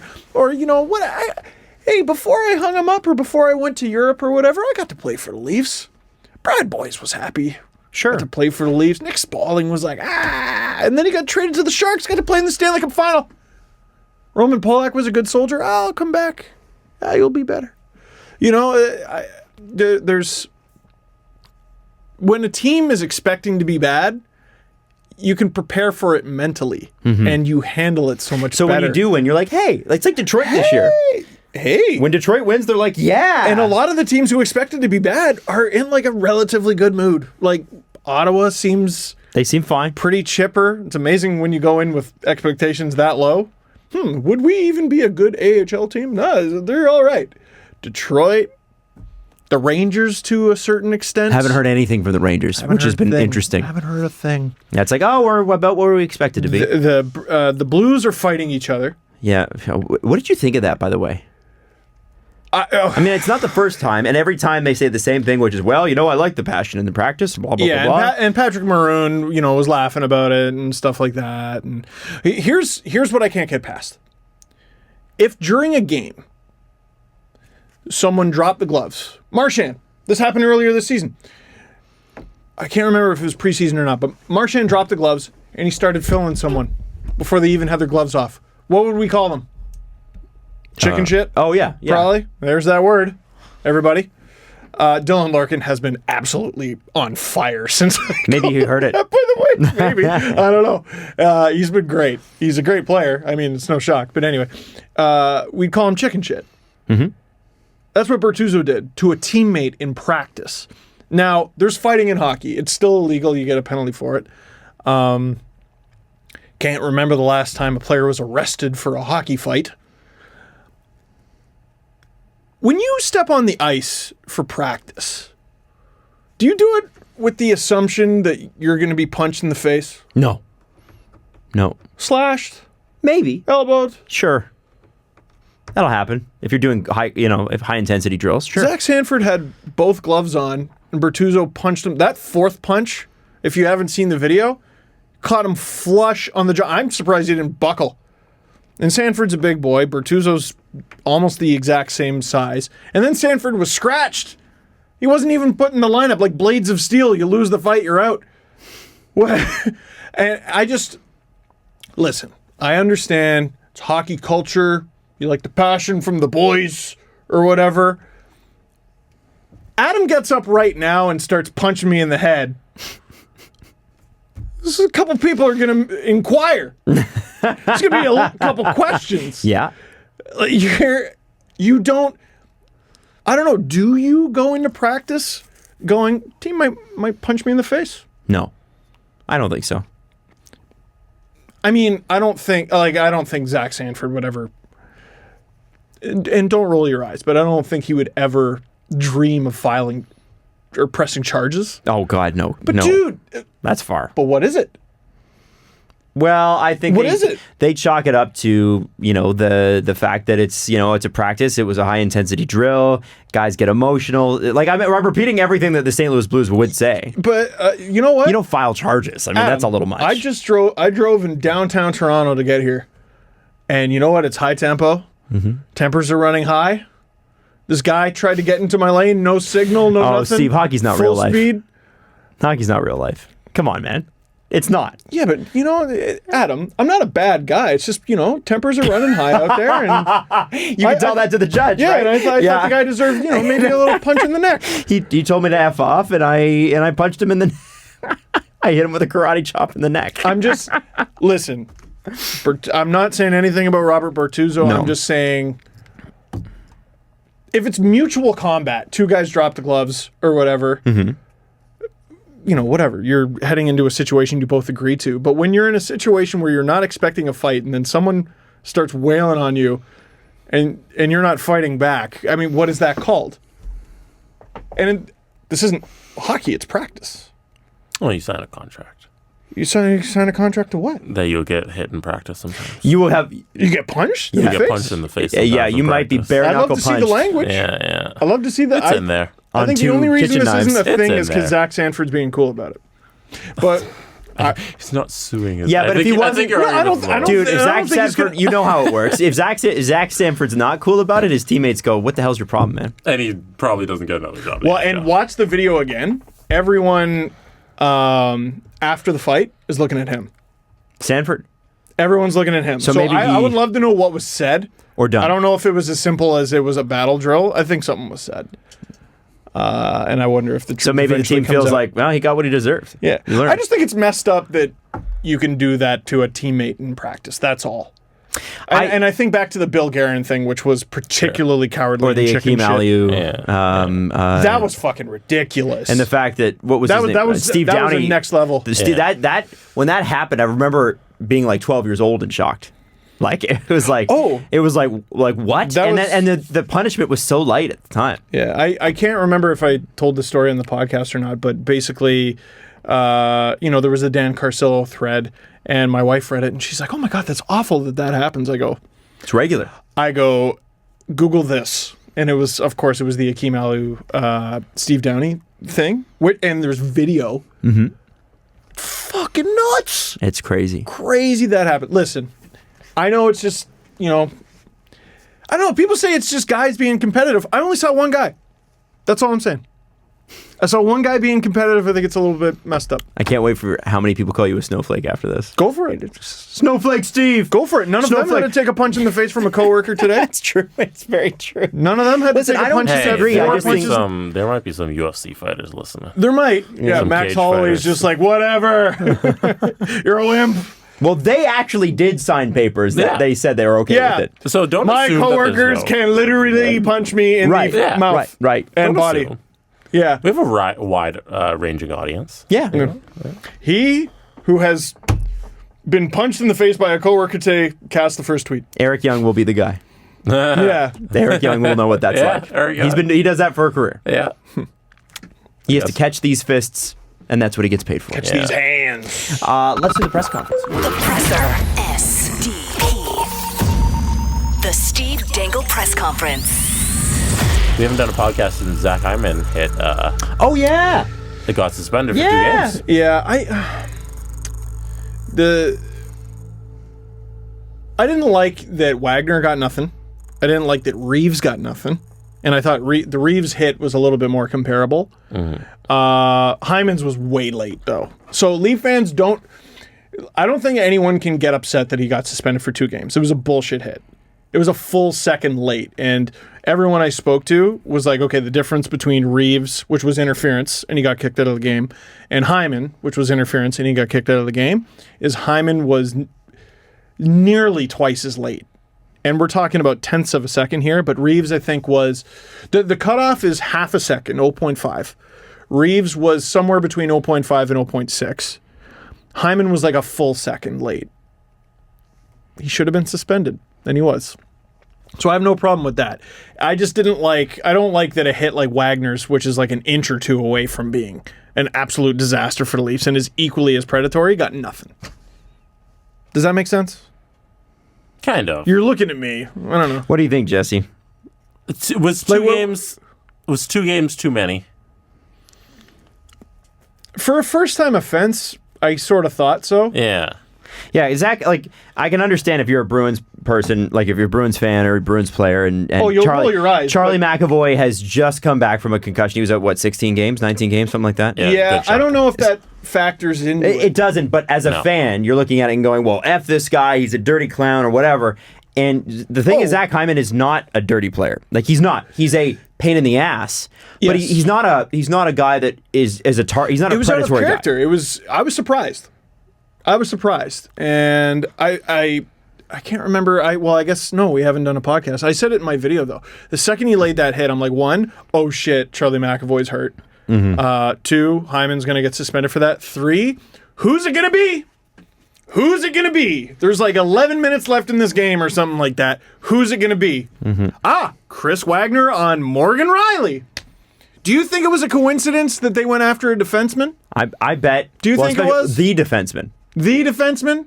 Yeah, do you think it was a coincidence? Because I was like, oh my God, Marner or Matthews or who's it going to be? Do you think it was a coincidence it was Morgan Rielly? Bullshit. I don't think so. There's 2... You don't do that nonsense, period. You don't do that nonsense with that much time left in the game. And I don't blame Bruce Cassidy at all for being like, all right, this game's well over, but you're playing to the final whistle. I guess we are too. No, I don't. I want them to do that. How you lose is as important as how you win. Right? If you're the Leafs, you play to the final whistle. Of course you play to the final whistle, but you don't throw a hit that's a full second late. No, you don't. And I do think Zach Hyman deserved to be suspended. Yeah. If I love Zach. If it were up to me, I would have said 1 game because he's just there's no history of this. But okay, so it's 2 games. Okay. All right. If it takes shit like that out of the game, I'm for it, even when it's against the Leafs. And I agree with you. I think if Morgan Rielly wakes up the next day and he's out for a couple weeks, Wagner's getting a call from NHL player safety. I almost can guarantee it. And I know that they don't base it on the injury. I can absolutely guarantee the NHL would not be okay with the optics. Wilson's out. Oh no, they wouldn't be okay. I'm sorry. Out. No, it was Wagner's hit, like Hyman's, was clearly predatory. Oh, and he leaps. Yeah. He leaps into it. Bruins fans, listen, this is not the time to bring it up because it's a Leafs-Bruins thing. The Bruins, when it comes to matters of player safety, do you think you're hard done by? No. You can't. Let me ask that question. Rather than make a statement, let me ask the question. Do you think the Bruins are hard done by when it comes to player safety? Have they skated on a few things? Have they skated on a few things? Have players been... When people do things to the Bruins, you think player safety goes light on them? Listen, we're just asking questions on the show. Yeah. That's all we're doing. Well, I'm just asking. And I'm not talking about Hyman and Kadri. I'm not just talking about Leafs. I mean, it's high. It is awfully weird of us as Toronto fans to be like, "Hey, favoritism," but I mean, I did see a broadcaster tapping Bruins players on the butt last year during the playoffs mid-game. Oh, and I haven't even them. brought myself to watch the clip of Jack Edwards after the Hyman hit. Oh man, I haven't even. Have you seen it? No. Is it good? Is it like? Supposedly, he's just beside himself. Oh. And I'm not like Joe you know what? I like what Jack Edwards does. I know a lot of people hate it. I think that's if you're a local broadcaster. Local broadcasters should be homers. Absolutely. And I think you're boring if you're not. Kinda. Yeah. National, that's a different story. 100%. You know, Jim Houston can't be like, "Go Canucks." Yeah. Like, he's a national broadcaster. Yeah. Let's say, well, he might. He for sure wants to. But like, you know, yeah, national game, it's different. But if you are the local guy, Jack Edwards is a perfect example. Joe Bowen's another one where you're like, yeah, be that guy. Be the guy who's pro Leafs. Be the guy who's pro Bruins. What does it matter? Who cares? No. It's for that audience. No, and also, you know, a lot of people call Joe Bowen a homer. You need to listen to some more broadcasts. Joe Bowen admits to being one. He admits to being one, and he's still, like... He's pretty safe. This isn't even my final form. Like, you need to... Jack Edwards, the guys on Altitude... Oh my God, the Red Wings guys. Some baseball guys too. The Panthers guys. The local baseball broadcasts are like, whoa. Like I think that's interesting because there's not as many like you can talk about balls and strikes and stuff like that, but there's not as many like I can't believe that's not a penalty. Or, I can't believe that dirty player did that. So instead they complain about like what we talked about this summer when the guy for the Dodgers had a kid's cancer t-shirt on and the guy from the Braves broadcaster was like, "This is a disgrace to the game." Oh my God, I forgot Remember that? about that. Remember that clip? I forget their names, but it was one of those just... Yeah, well, but he didn't know. He didn't know what the shirt was. He just saw that it was a t-shirt and decided it was a disgrace. It's a disgrace to the game. Oh my God, I forgot about that. That was one of the worst things ever. Listen. And took himself off Twitter. Yeah. Hyman should have been suspended. That's all. That's all there is to it. Right? Do we have a question, Jesse? Yes. And one other thing. Shout out Bob Cole, who's going to finish his career calling the Toronto-Montreal game, the last game of the season on Hockey Night in Canada. There was some confusion there. So that's a regular season game. I guess is he not doing playoffs? I don't think he did playoffs last year. So that's what they're saying right now is going to be his last game. So Hockey Night in Canada, Toronto at Montreal, last Saturday of the season. Oh, baby. Not bad. And he said he never wanted to make any big deal of this. He never wanted any kind of farewell tour. So it's kind of crazy to him. That was kind of nice about Cole. 50 years. That's pretty neat. Yeah. 50 years doing play-by-play. Yeah, as the voice of Hockey Night in Canada. Yeah, and I know he's not everyone's cup of tea, and everyone is super eager to yuck everyone else's yum when it comes to that. I've never cared for Bob Cole. No one cares. The fact he's been doing it for 50 years is bananas, imagine this. Your opinion in this matter doesn't matter. No, you're allowed to it. You're allowed to have one, but nobody really cares. Allow me to have another get off my lawn moment. Is if you're like 17, you probably have no idea why we're freaking out about Bob Cole, or we have such an affinity for him. But if you grew up listening to him call the Battle of Ontario, you know, the playoff series of like the late 90s, early 2000s, like Adam, look at your face. You hear him in your head right now. Yep. Oh, he was good. And he was doing calls long before that. Mm-hmm. Wasn't he? You've done it, Lenny. You've done it. Yeah. That's when the Flames won the Cup. You know how many 89. people listening right now just found out the Flames won the Cup for the first time? I was like 10 years old. I was like, they did? You know, there's probably a bunch of people who didn't even know. And you will have this. If you're 17 right now, you'll have this guy when you're older too.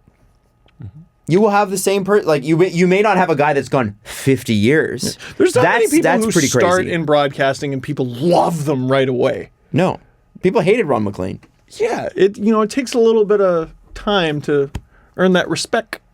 For sure. And nobody likes. It's funny actually. This is a total radio thing, but they do in radio. They do auditorium testing. So they'll bring you into like a school gym, and they will play songs. And then you'll mark off whether you like that song or not, which is why you'll hear a lot of throwbacks on radio stations from time to time, like especially on pop stations, because throwbacks test through the roof. But what you find, it's funny, is that your preference for throwbacks is I want to hear it that one time. I don't want to hear it all the time. So stations will add it, and their ratings will suffer because people don't want to hear Mary J. Blige more than once, a year, even though they like that song. Because you hear it once, you're like, I love that. And then you hear it again, and you're like, I get it. No, we're this done. dancery. Okay, get it. Blah, blah, blah, blah. And no disrespect to Mary J. Blige. She's fucking the best. But she'd probably be like, no, I get it. The same thing in terms of radio shows, but basically the opposite. So they took, as an experiment, they took some of the highest rated morning shows in the United States. This is years ago, and they brought people to an auditorium. Let's say it's a morning show out of New York. Say it's the Elvis Duran show. So if you're a New Yorker, you know who Elvis Duran is. He's a god there. And then they took Seacrest, say, out of Los Angeles. And then they took the Kane show out of Tampa Bay or whatever. And they played them for people that had never heard them before, and universally they hated it. Of course. Universally, they hated it. And the reason for that, and they actually do this in the advertising for the Elvis Duran show, which I think is great. They're like, give us a week. Just give us a week. That's all we need. And in the commercials, they'll say that. Give us a week of your time. We'd love to have you. We think you're going to enjoy it once you get to know us. But it's like walking into a party, right? If you don't know anyone, it's pretty hard to like anyone. And I think that applies in this situation I want as to well. leave right now. Well, it's an intimidating situation. This is not new, especially in the morning when you're like, it's messing with my routine. It's a tough one. Yeah. I'm always like, I need 3 people. I need at least 3 people that I know. Really? Otherwise, like, I don't know. Mrs. Dangle's always like, oh, you're so good at making friends. I'm like, no, I'm good at like maintaining friends. I'm good at maintaining friends, I think, but I'm good at forcing myself to talk. I don't think I'm not one of those take over the room types of people. Mm-hmm. Oh my God, I tried to order food at friggin', it was like Mr. Greek or whatever it was the other day. You should have seen this state of me. I can't do it. I can't order food. I'm a 30-year-old man. I can't order food. It's so to this intimidating. Day, one of the weirdest things that I've ever heard an adult that cannot do. Like, it's crazy to me, the anxiety that takes over your body when you and we've seen it, Jesse. And which part of the ordering is it? I think it's this. Okay, all of it. I hate going up to places and like I've literally just gotten there and they go, "Hi, what do you want?" Or like, well, not what do you want, but "Hi, what can I help you with?" Yeah. I don't know. I just got here. And like I'm clearly standing off to the side and like I'm making myself look like I'm very much not in the line. Sure. But you could communicate this to them with your words. Oh, and I do now. I go, I'm not ready. But then sometimes, if you're in a downtown you say food it like court, that? I'm not ready yet. Sorry, I'm just looking. I'm just looking. But like if you're in a busy downtown food court, like the one underneath CBC, I'm not ready yet. What? I'm not ready yet. What? What do you want? I said I'm just. And then I just order something I don't even want because I'm like, just here, put some food on my plate, like because I'm scared. and I always bring myself to like I'll there's the Greek place in the CBC food court. There's a Maya, which is Indian food, and like I want to just be like, can you just put some Indian food on my plate? Yeah, but what do you want? And it's just I'll just guess. Like I wish because I don't know what everything is. Like when it comes to Greek food and all types of other food, all I know is I'm hungry and frightened of you. You know what I mean? All I know is I'm hungry and frightened. Just put some food in front of me and I'll pay for it. I think a lot of people can relate to this. I think they can. I think a lot of people are secretly afraid of ordering food. Are you secretly afraid of ordering food? Oh, God. Not that Jesse's you would not ever afraid of admit to anything. it. No. No. But I think a lot of people will tweet you back and be like, so relatable. Hashtag so relatable. Oh my God. Yeah, that's me. Hashtag that's me. So Steve relatable. Dangle is a mood right now. Yeah. Steve Dangle talking about being afraid of ordering food is a mood. We stand our terrified king of food eating. I think people don't like, in 2018, people don't like talking on the phone. People don't like ordering food. People don't like going out to places. I called Blake Carter, who I did show with for years, and I called her the other day because she sent me a really great text message about the baby that's coming, and I was like, I didn't want to text you back, I wanted to call you back, and she's like, you're one of about 4 people I would actually answer the phone for, and I was like, wow, I'm honored because nobody answers the phone. Mm-hmm. Nobody. No. The one I always get. What's scarier than picking up your phone and seeing like 4 missed calls? Instantly, What's your first thought? Somebody's Depends dead on or who something's it's burned down. Yeah. Yeah. Maybe someone burned. Like Depends on who it's from, though. Oh, if it's from No, Caprice, it doesn't matter. If it's from Caprice, I'm like, what am I in for? And then sometimes she'll be like, hey, I'm just on my way home. I'm bored. Dude, I if want my to talk to wife calls me 4 times consecutively, Yeah. something happened. Something probably terrible happened. Or it's I painted the living room and there's paint everywhere when you come home, so Yeah. watch out. Or No, I she would brought the- text me for that. Like, Yeah, it's true. she would text me for that. Yeah, but people ordering are food, man. They don't I want can't to do order it. food. They don't want to do calls. What else? Calling to order food. You don't like that either? It's two of my greatest fears. You know what I think would help you is if you looked at the menu beforehand and like did up a script and just said, "Hi, I would like this, this, and this." Like I'm calling into a radio show, like a sports radio show. I mean, or like I'm Patton Oswalt. You have Uber Eats in Oshawa, right? Of course. Yes, we're in the year 2018. Well, hey, listen, not Vancouver doesn't have Uber, man. I don't even think Calgary does. So, like, don't. Fair enough. Fair enough. It didn't when we moved there, which was less than 5 years ago. Well, what I would say is then stick to Uber Eats. Then you don't have to talk to anyone. Well, that's right? what we've been doing. We've been ordering a lot of Uber Eats because it's scary talking to people. There's a lot of stuff that could happen. It's a lot of stuff. What's going to happen when you go on your book tour and you got to talk to hundreds of people every day? That's a Like little bit ordering different. room service That's for a- every meal. Steve just goes hungry, No, loses just 20 the people pounds. who want an autograph for his book. There's actually That's different, There is though. a room service Yeah. story in the book, and again, it's about me being a terrified child. But no, meeting people, like especially people who like listen to the show, like that's different. Like I don't know. I always feel like They already like you, we've so known your each guard is other. down. Yeah, and also there's a little bit of that. Let's be honest. But how many people are like, "Hey, I listened to the show." Fuck off. Like, not a ton of that. Well, more lately. Yeah, well, maybe. Man, you go in front of a Sportsnet camera, you go in front of a bigger audience, and all of Did a you sudden people see- tell you to fuck off. Did you see the puck hitting the ref's dick and balls? Yes. Is that where it hit him? That's what Deadspin's running with. That's when I saw him go down. That's sort of what I figured. Tim Am I- Peel's biscuits. Am I wrong in saying I think that goal should have counted? So there's a rule in the NHL rulebook that says it shouldn't count, and Greg Wyshynski cleared it up. So the rule states that a puck cannot deflect directly off of an official into the net. And now, But it didn't. The it goalie didn't. touched it. It touched Luongo on a skate. So Right. Greg Wyshynski called up the NHL, and they say the rule isn't clear enough, but directly into the net means directly off of, directly in or directly off of a goalie and in, is what the term directly means. No, it's not. No, they made that up. They made the wrong call. No. I remember They made it the was wrong call. either. It's very clear. Oh. It's very clear what it means. I will. If I it- will read the If it statement. deflects directly into the net, which is what the statement says, that goal counts. I'll read Greg's article. He did an article on this in the NHL on why a net puck off of the dick and balls of a ref doesn't count as a goal. It says, Rule 78.5 states a goal is disallowed when the puck has deflected directly into the net off of an official. The NHL clarified to ESPN on Wednesday that directly doesn't necessarily mean directly, because hashtag NHL. Now wait. According to Stephen sorry. Walcombe, NHL Director of Officiating, Yeah. it also means the puck doesn't deflect off of another player other than the goaltender after bouncing off an on-ice official. Can you say that last sentence again? According to Stephen Walcombe, NHL Director of Officiating, it also means the puck doesn't deflect off of another player other than the goaltender after bouncing off of an on-ice official. So sorry, that's a little confusing. So if it hit a defender, for example, and went in, It'd be a goal.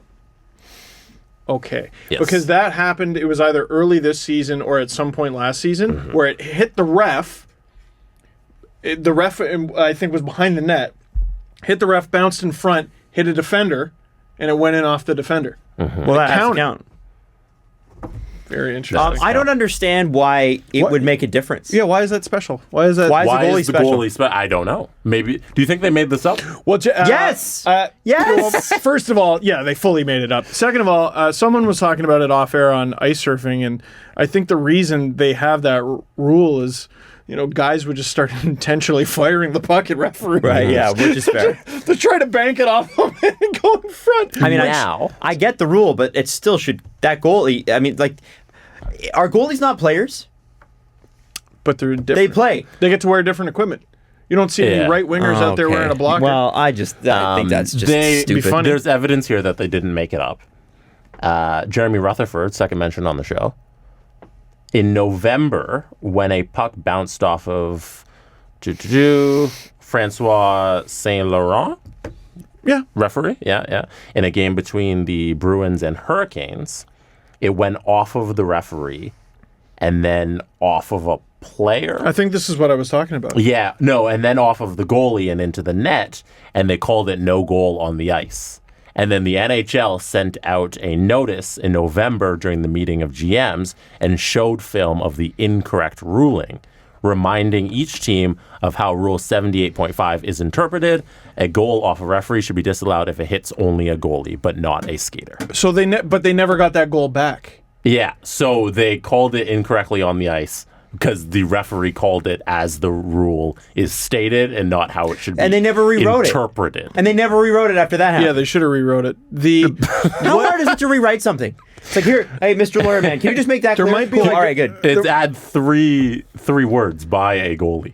Yeah. The most egregious one out of all of those that I still remember is Game 3, Calder Cup Final, 2012. Marlies versus Norfolk Admirals. The puck takes Scott Clemenson in net. Ben Scrivens. Oh, it's Scrivezna. And I think it was a goal from Mike Koska back when he was with Norfolk. So the puck takes a ridiculous bounce off like a stanchion.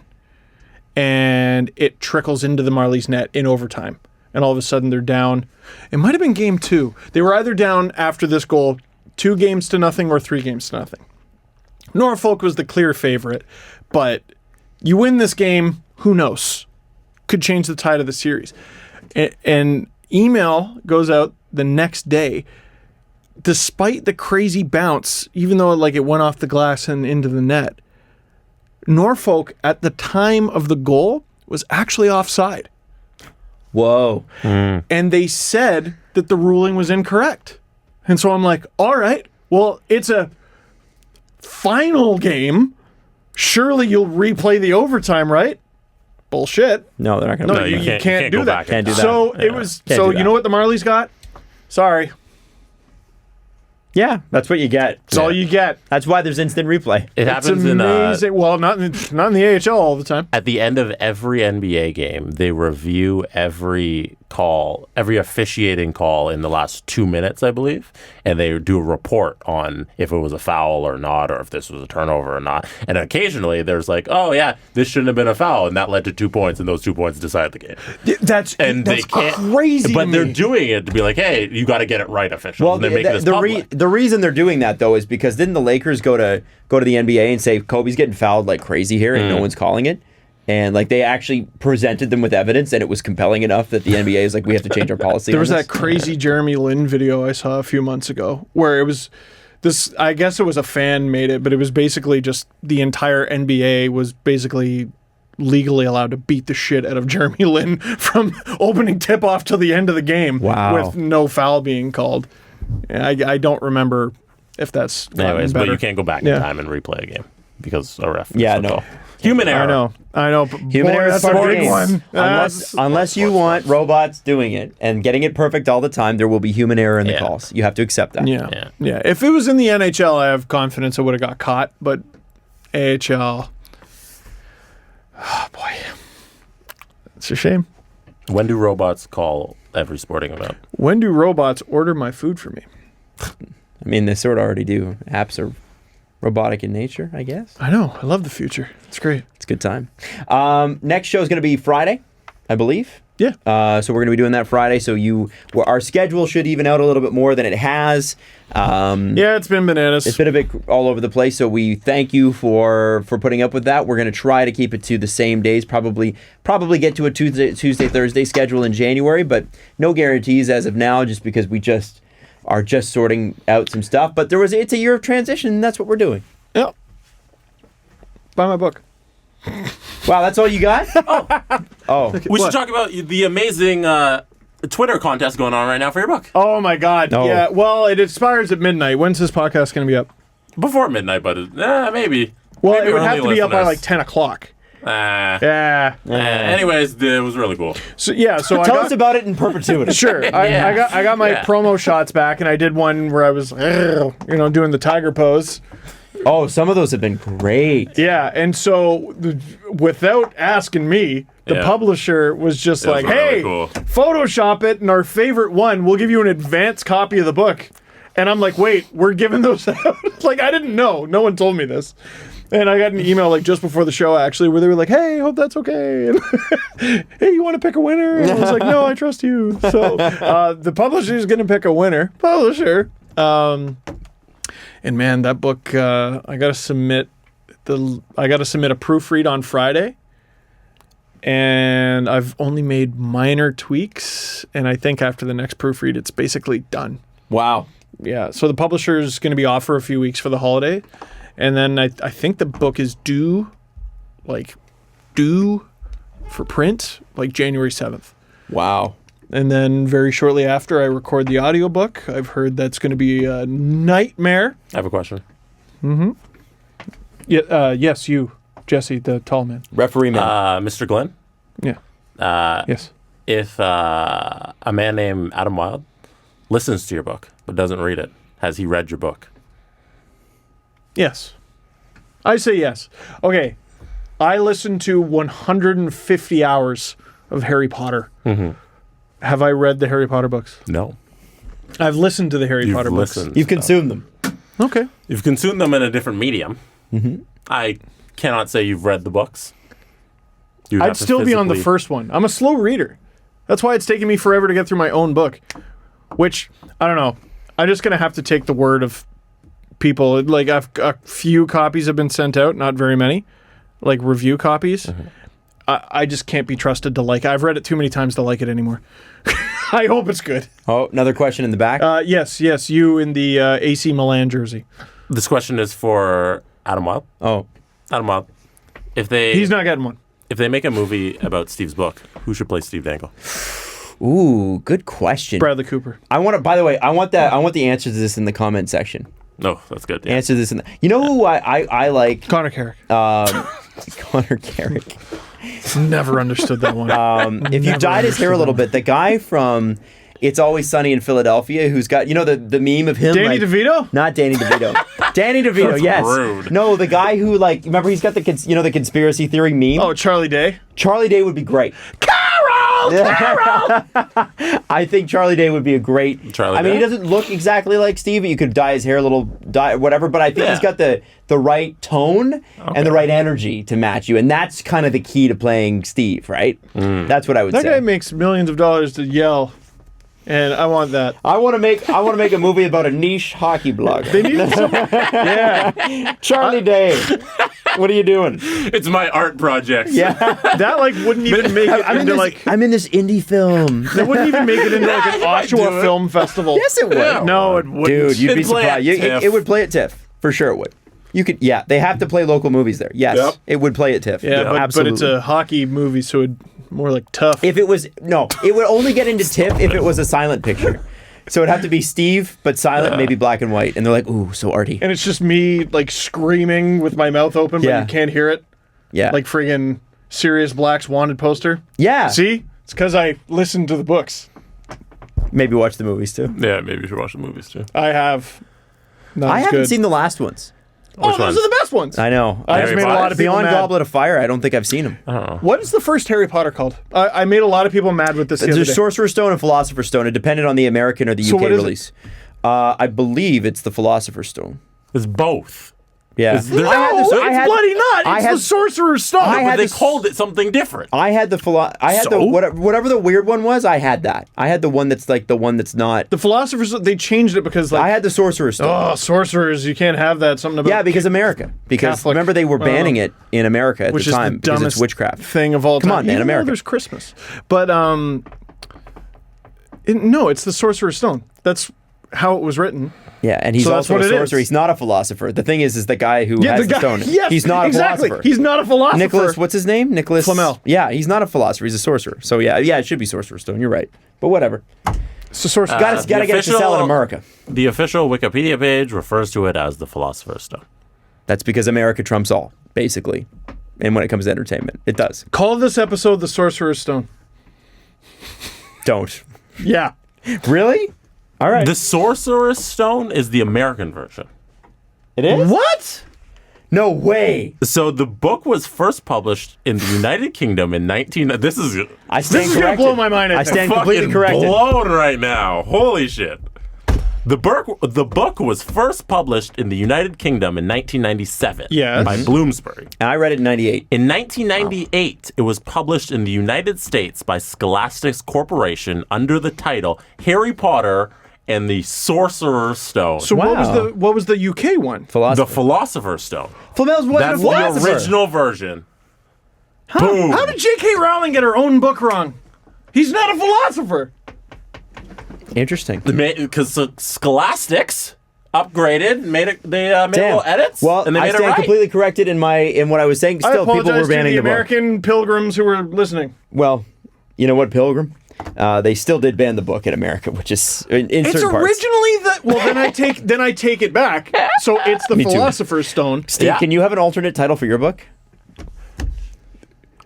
Well, if they win the cup, this team is just fine. Imagine in June you gotta change every cover. This team did it. Oh, dude, I would love it. The special Stanley Cup This edition team ruined feature my life until it didn't. with Everything's fine. with an extra chapter about the 72 hours I spent getting drunk after the cup win. And that comes out at Christmas time, and then you resell all your books. Yeah, special edition. I like him. Bonus tracks. Yeah. The, Oh yeah. Read by Liam Neeson. Don Cherry. And then Steve, what's to say here? And I was like, oh, I'm 30 years old. My name's Steve Dangle. Can you imagine I make him say my name's Steve Dangle after he went who?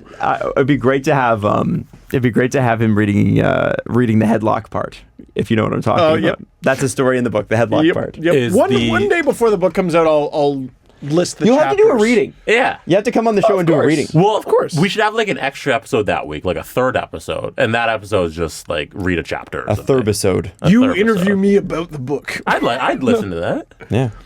You read a little Listen to chapter, what? we talk about I'd it. listen to Adam Wilde interviewing Steve Dangle about your book. Wow, I'd be like George Strombolopoulos. I'm reading. I've never interviewed somebody about their book before. Yeah. It's always like an album single or a movie. Yeah. Yeah. I don't know. I hope people like it. I think they will. Would you want to read the book before you interview? In this particular instance, if I didn't know Yeah, Steve, do you want to review I know copy? the story. So I know most of the stories, I would say. I think you do. Well, and there's The reason I don't want a to read couple I it, should probably run by you. the reason I don't want to read it is that I want how it's presented matters to me. The content of the book, I'm probably going to know what the stories is, but how you told the story is how I want to read it. And so if I read it beforehand, I'd be like, that's the surprise for me. There's like 5 people on Earth who have read this book. And 4 copies have been sent out to the people who I would like to write on the back of the book. And I don't want to give that away. Well, last night on ice surfing, I sort of blew it that Ken Reed is one of them. Great. And then there's 3 others. Bob McCowan says you should never read a book before interviewing an author, because you should go into it as the listener who's never read the book. So you should ask the questions to get the listener to read it. I don't know if that was true. I disagree. But interesting. Thought I throw it out Here's there. what I would say to that, and that worked for Larry King as well. Yeah, Larry. He took it from Larry King. Yeah, which is listen, in not an incorrect way. Yeah. It's just you do what works for you. I get people in radio school asking me all the time, like, my professors are telling me not to write anything down, and I have to do everything from memory. I'm like, I write every freaking word of my ins and outs, and the reason I do that is because I screw up. Yeah. So why wouldn't I just? John Oliver actually had a really great. There's a video on YouTube if you can find it where he talks about. When he started Last Week Tonight on HBO, he would veer off script the way Jon Stewart used to. Yeah. And the problem was that he would screw it up. So these guys who had worked all week to get this script right, he'd mess it up. And he's like, I was wasting their effort. And he said, so what I do now is I stick to the script. And you know what? Show's better. And so you just do what works for you. Some people that works for, some people doesn't. I was in studio once with John Derringer, who's a radio host here in Toronto, and he was looking at an article in the newspaper, and he just said to the guys, all right, I got something. Put the newspaper down. This is 10, 15 years ago when you actually had newspapers in the studio. And I'm like 18 at the time, and he goes right into the topic and does a beautiful break, and the guys react to him in the room. A lot of morning radio guys are just able to do that. He just does it. He just can. I'm not a guy that can do that all the time. There's certain days I can. There's certain days I can't. Just do what works for you on that day. Find a system. If that works for Bob, if that worked for Larry King, that's great. It might not work for you. I'm just imagining Larry King if he was doing an interview with J.K. Rowling and hadn't read Harry Potter. What's a Dementor? Tell me about Dementors. Yeah. Larry's now doing, I know he's doing internet stuff, but the Sokolov commercials. It's so sad. So Wendy Sokolov, Toronto, Ontario, Canada. And he's like, go see her. She's a really good lawyer. And like, it's a good commercial for them and their audience, but it's just funny to see Larry King doing like commercials on his TV show. I wish What's Petunia's deal? I wish he would go sit on a lake somewhere and enjoy life. I don't think that's in Larry's nature. Yeah, but it is funny. Just go fishing in suspenders. Yeah. Have you seen the Larry King where like he has Seinfeld on who's his friend? Yeah. And he starts asking him like the most rudimentary questions. And Seinfeld's like, "Can somebody get this guy a resume?" Like, No, because he was like, so where'd you get your start? where'd you get your start? Yeah. he implied that Seinfeld was canceled. Oh. He's like, canceled, Larry? Do you know who I am? Yeah, no, that was friggin' What was great. your big break, Jerry? But that's why Jerry made that joke too, because they knew each other. They're friends, right? So that's why it was part of the joke. Yeah. I didn't know that. But it was very funny, and people took it seriously. The Philosopher's Stone? I'm so messed up right now. Which is the title of this episode? The Philosopher's Sorcerer. No. Call it the Sorcerer's Stone. See how people react. Do it. No, because we already did this part though. What's Maximum so we Chaos? fixed it. Yeah, Sorcerer's Stone, the one that will bother people. The movie is the Philosopher's Stone, so you got to say Sorcerer's Stone. The book is the Philosopher's Stone as well. Yeah, so you got to say Sorcerer's Stone. Maximum Chaos. The Sorcerer's Stone. Should it be Steve Dangle and the Sorcerer's Stone? Yeah, let's do it. Fine. Yeah, I like that. All right, hey, Jesse Blake. We'll talk to you Friday. And in the meantime, enjoy your week. I don't even know when the Leafs are playing next. Thursday. Oh, sweet. We're going to have another game to talk about on a non-game day. No one else gets suspended, all right? Hallelujah. Follow the guys on Twitter at Steve_Dangle, at Adam WYLDE, and at Jesse Blake. The Steve Dangle Podcast. Brought to you by Panago Pizza. Order at panago.com and stuff your face with deliciousness.